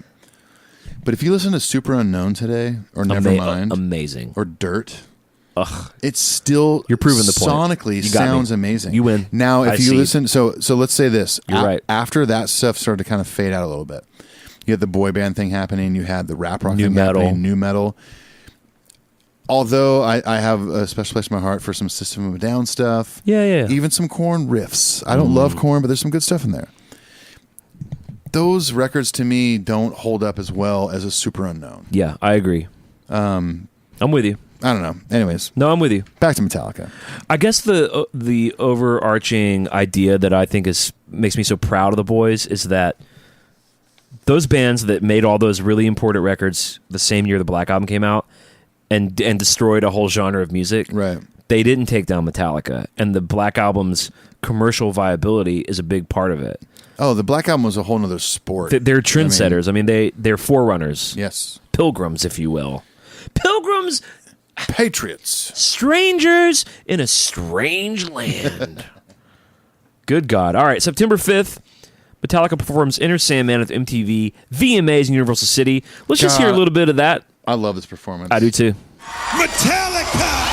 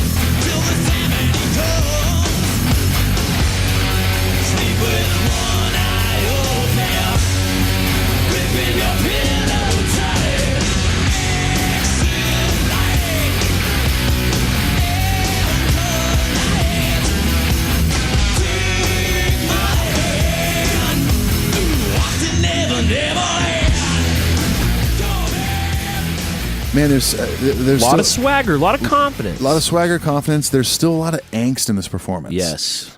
I think it's way more angsty than the actual recording. It might have been that they were nervous. Hetfield, he gets a little squeaky on some notes, which Yeah. I'm fine with, whatever. If you've ever performed on TV or in a high stakes environment, It's nerve-wracking. you sort of automatically make caveats for those moments because Yeah. that's just human being shit. We all know he can sing and perform. Yes, yeah. So none of There's that stuff nerves just too, man. Like falls you, away. You know. you get on one of those shows, especially a award show like this. Performances are happening like back to back to back. They're like, stacked. It's so stacked, and like you'll be sitting backstage, and all of a sudden it's like 5 minutes. You're like, oh shit, and you get in your positions. And it's like 2 minutes, and it's like, fuck, is my guitar working? Like it's so stressful. I did the Tonight Show one time years ago with my old band Reliant K when Jay Leno was still hosting, and I was chilling backstage, hanging out with my wife and the guys in the band, some friends, and some stage manager comes in and was like, "All right, we're like, hey, 3 minutes," and I was like, and I immediately just panicked. I was like, "Fuck, I know the song we're playing. I've played it a million times," but it was still nerve wracking. So even Metallica, at this point, they've played to millions and millions of fans, but this was their second TV performance, And they're also, especially with the whole, performing one at the Grammys that they lost to, that was one of the first years they had that category. Yeah. So they also know that they're sort of almost ambassadors for heavy music. Sure, yeah, of course. So for them, and maybe for the band you played in too, I don't know as much about that, but for them, it was more we than were ambassadors of metal. Yeah. I'm just saying, For them, it was more than we're just going to play a song we like from our new record. For them, it had a lot of charged up other sort of contextual shit. We're going to come out and prove something, too. It was about proving shit and about keeping stuff pure, but also knowing that they're going to have to lose fans or have to drag fans with them into this new Metallica era, which they did. Yeah. They lost some along the way. They knew by agreeing to doing this show that they were like, the single's out, the record's out, but we're going to play this thing and we're going to lose a lot of fans from it. But we're also going to gain a shitload more. I think they knew that the path was ahead. And, you know, I actually have this really great quote. Speaking of like, they're going to lose some people. Right. Oh, they're not a heavy metal band. It's a decent hard rock record. Come on. I agree with the come on. Come on, Eileen. Now, this is a really great quote from Jason. Okay. And Jason, I feel like, you know, we obviously, it's all we have now is a lot of hindsight, reevaluation of a lot of Jason's role in the band, a lot of shit he said in interviews. Of course, his 3 writing credits. Yeah. You know, he's not with us anymore and hasn't been for a while, so we just sort Well, of... no, he's still with us. Well, I mean, like, with us in the He's band. alive. Yeah. He's not really a part of the life of the band anymore. Right. But he had a great balance of, like, he could really, like, stick it to someone while also being respectful. Mm-hmm. He kind of tread that. That's a gift. Now, he's talking about people who may think they've sold out or they're too soft or Yeah. they're too commercial. This is him responding to that. He says, this was in the press, too. He says, I can appreciate the people who want us only to go fast. If you dig those bands, please buy their records and see their shows so we can keep that stuff alive. But don't disrespect the people who paved the way and broke down the doors for so many of the groups you enjoy now. He says one of the bands that played a big part of that was Metallica. We're the guys that wrote Damage Inc., Fight Fire with Fire, and Whiplash. You name it, we helped invent it. And we can still play it better than anyone. I'll go up against any death metal band, pound for pound, hour for hour. We'll crush them. I have great respect for them, but those are the facts. He is our hero, And he's dude. also talking about songs that he didn't play on. Yeah, well, He's but mostly he's a fan. speaking of this as a fan. Yeah, exactly. Well, every song he just mentioned are songs that predate him. I mean, Right, exactly. Of course, Damage Inc., Fight Fire, Whiplash. That's all. Yeah. That's all puppets and earlier. Right. And he's basically saying the band I'm in now invented this speed thrash shit, and so that's fine if you like the faster Awesome. stuff. Buy the records. We want to keep that music alive, but don't disrespect the people who invented the shit that you're being a purist Right. about. Yeah, totally. Man, that God, Newstead, I love my you. heart swells for that dude. Oh, man. My heart swells for you. And I Will always swell for you. man, it's hard to fuck with That's that. some heavy man. shit. I might tattoo that on my body. It's just good sauce, man. Yeah, it's great. because it's that really great balance of confidence and like group ego without coming off like a douchebag. Yeah. And that's hard. That is a believe Very me. hard, yeah. That is a balance I'm still struggling to Yeah. achieve. Oh, yeah. All right, now what's interesting is from October 12th through December 31st, we basically have the first in earnest touring leg that would go on to be 3 years of touring. The Wherever We May Roam tour started October 12th. And this was the first time that the band incorporated the diamond-shaped section of the stage, so dubbed the Snake The Pit. Snake Pit. Which, by the way, a little aside, thank you once again to my friend Brad Blazek for inviting me to the Snake Pit in St. Louis and giving me the gift of the best concert experience of my life. Yeah. The tour started in Oakland, went on to Peoria, Madison, Auburn Hills, Milwaukee, Des Moines, Minneapolis, Duluth, Cedar Rapids, and the boys went up to Canada for a bit. I won't name all these shows. Why should I name them all? You can, but They did end the tour, which must have been a fucking barn burner show. New Year's Eve, 1991, Tokyo Dome in Japan. God. Fuck. Yeah. You know, those dudes are going crazy. Oh, yeah. That was probably a real fun night for a lot of people. For sure. Yeah, absolutely. I mean, Tokyo's, I've played there. It's amazing. It's an incredible city in an incredible country. Amazing fans. They are devout and excited. Also, an interesting thing, I don't know if Metallica experienced this at the time. Japanese fans will go crazy while you're playing, and the second you're in between songs, they get quiet. Because they want to hear thing. Yeah, this respect, and they want to hear what you have to say. So I wonder if Metallica experienced that back then. I'm sure they did. Like, damaging. I understand, man. Sabbath true. All right, we know that song. Shh. But what's cool is, at this point, they're no strangers to Japan. Like one of Jason's. Oh no, yeah. One of Jason's. When Cliff passed away, His first tour is Japan. well, yeah, he did the kind of the warm up shows opening for Metal Church, but Right. yeah, like they rescheduled the rest of their European tour, but the one thing that the management was kind of like, look, we can't really not do this run of shows was the Japan shows. Yeah. Oh with yeah. Budokan and shit. So Oh yeah. it's interesting to think that at this time they were like had already been rocking Japan. Mm-hmm.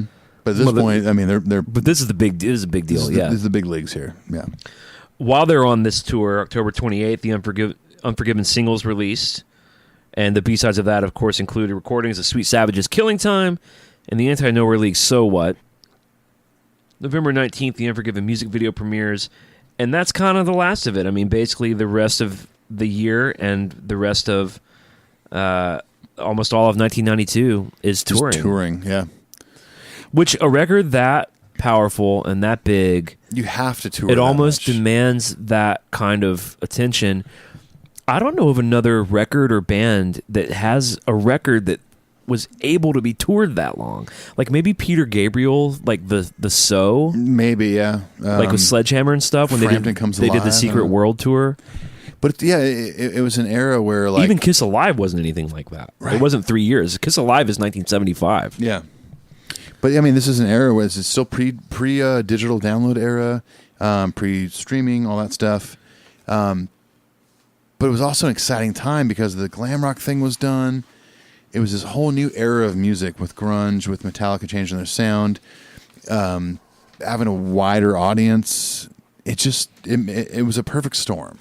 Perfect storm for And sure. for them to, it was easy for them to tour for that long. Like, not physically, but like, it was a no-brainer. Like, we have to keep touring. Well, I remember one of them calling it the record that wouldn't go away because, as soon as they finished, as soon as the Unforgiven single ran its cycle, Nothing Else Matters was a hit in Asia, so they had time to go back to Asia. Wherever I'm in Rome became a hit. I think what probably happened is management and the boys sat down and said, look, we've got the kind of record that's going to change everything. Yeah. Are you willing to go do the work? Yeah. And of course, they were. Yeah. And I think it did cost some of the boys something. Yeah. As all of this Sacrificed a lot, does. For sure. Of course, yeah. But the Black Album is really just... You can almost separate their whole deal into pre and post Black Album. It's that important. Mm-hmm. It changed everything, Yeah. and not only for them, but for music and metal and culture. And Oh, yeah. it's kind of hard to overstate that. Although I do think I am getting close to overstating. I mean, even if you're like an old school true and you checked out after Master of Puppets, Mm-hmm. you may not like the Black Album, but you can't deny the facts that it is one of the, if not the biggest metal record of all time. It's in the top 10 of best-selling records of all time. Right. The songs are great. The production's great. The performances are great. Yeah, and maybe it's not what you wanted, because you love Justice or Puppets. But God, give it another chance. I mean, Well, even Joel McIver, who is not a dude who really loved the Black Album. yeah. He's not, he's very, he seems very dispassionate about Very it. Justice-y. But he does say, did Metallica, he's calling it its actual name, which is self-titled Metallica. Yeah. But he basically, did the Black Album change the face of metal? He says undoubtedly, but in context. Grunge was metal's Grim Reaper. The Black Album simply showed metal fans and metal bands how to survive its appearance. Wow. Good point. He says, did the Black Album bring metal to the masses? Yes. But what's more, it attracted the masses to metal. Mm-hmm. Its power should not be underestimated. Even today, some of the songs are unforgettable. And this is a dude who really didn't like it. Yeah. So it really makes me appreciate that. That to me seems like a very fair estimation of what's going on. You and I and many of our listeners are fortunate. It's almost like you can't help what you do and don't like. I understand that. I can't help. I don't like pickles. My wife gives me shit about it playfully, but it's like, look, don't you understand? My life would be so much easier if I liked pickles. Yeah. It's one less thing to worry about. Right. I just simply don't like them. I think you and I and many of our listeners are lucky that when we hear the Black Album, I hear a damn near flawless record. It's like ranch dressing. It goes good with everything. I mean, I don't see a lot to complain about. Some of the lyrics Don't Tread Me are a little too jingoistic. Sure. Maybe. Struggle Within, not my favorite. That's it. I don't even skip it. I still love it. Even our least favorite songs on the record are still incredible songs. Yeah. Incredible songs. And I tend to, and I think I'll be this way the rest of my life, and I think you're this way also, because you just made a proper record that has a side A and a side B, and you really cared about the sequence. I take it all as a whole anyway. So if Struggle Within comes up on random, I might skip it. But if I'm like burning down the Black Album or thinking about the Black Album as a piece of music, there's no way I'm taking Struggle Within out of it. No. That's part of it. Of course not. Again, your least favorite song is still a kick-ass song. It's still part of that fucking, Leviathan. Such a good era, man. Jeez. All right, well, let's let everyone get out of here. Yeah, there's 91. I'm yawning. You're Yanni. I'm yawning. I'm yawning. You're Yanni. Do I have a mustache now? This is like Vanilla Sky, and you're in like lucid dream. Do I have a mustache and a ponytail? You have a mustache and a ponytail, and you're playing my a penny. God. You're playing a penny whistle. Oh my God! And you're a pan and flute, but it's cool. I'll take it. It's a pan flute, and you're on a mountain. Yes, please. Is it the church where Slash played his solo from? It's the church from November Rain, right? Like, and then he like went off the cliff and stuff. But you're on like a mountain. You're on the I Disappear Mesa. Yes, love it. And you're just singing I Disappear, but you're Yanni though. I'm so Yanni. And you're playing it. So you're going. You're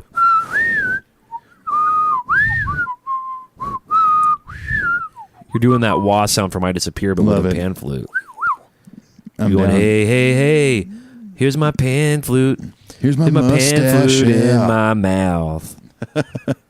I'll take it. I'm going to continue to be Yanni. Well, we sure do appreciate everyone out there who listens to Yeah, Metal Up Your of Podcast. course, It's a thank real you. exciting time. We got a lot of fun shit coming up. Of course, our Cliff Burton interview, the 100th episode's coming up. I wish we were interviewing Cliff Burton. I'm not Cliff. Ray. Okay, side note. I'm Yanni now. You're Yanni. Earlier today, right before we started interviewing Ray Burton, Clint said, I hope I don't call him Cliff. And I didn't. You just did here, though. I didn't, thank goodness, in the interview. No, you were great during the interview, but just now you said... Shit! I mean, if we can interview Cliff Burton from Beyond the Grave, then great. If we can interview Cliff Burton, then literally none of this matters, because we have solved the great mystery of death and life after death. If that happens, that will be the last episode of Metal Podcast. You can guarantee it. So we'll true. be done. Well, we do have that coming up, and we're going to continue this Metal Tales from the Road series. Yeah, totally. That's quite a commitment that Ethan and I are trying to take on. Yeah, because the boys are playing sometimes 4 shows a week. So yeah, we're going to do a minimum 1 a week, I think. We're going to try to really do that, do it proud, do it right. Go leave us the iTunes review. If you think the show has value and you like it and you want to support us, you might say, hey, instead of having a cup of coffee every month, I'm going to have one less cup of coffee. One. And I'm going to give $5 to the Metal Up Your Podcast boys to help the show And we'd continue to appreciate move it, forward. yeah. That would be really great. If it's something you can't do, it's no problem. We understand. We're Yeah. going to be here for you every Monday regardless. Of course. Of course. Who's not going to be here Monday? Who does this? The Joyces will be here this Monday. We'll see you, of course, on all the socials. We hang out there every day. The Instagrams, the Twitters, the Facebooks, the Friendstas, the MySpaces, the MyPal. Oh, love my pals.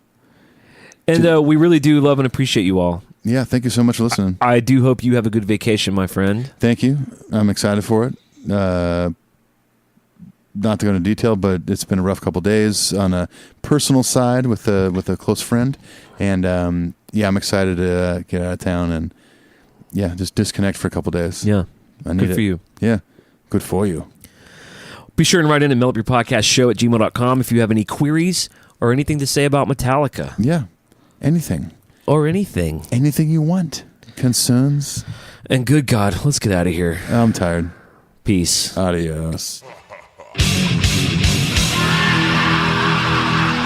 you were our advisor, what would you say? Then I would say delete that.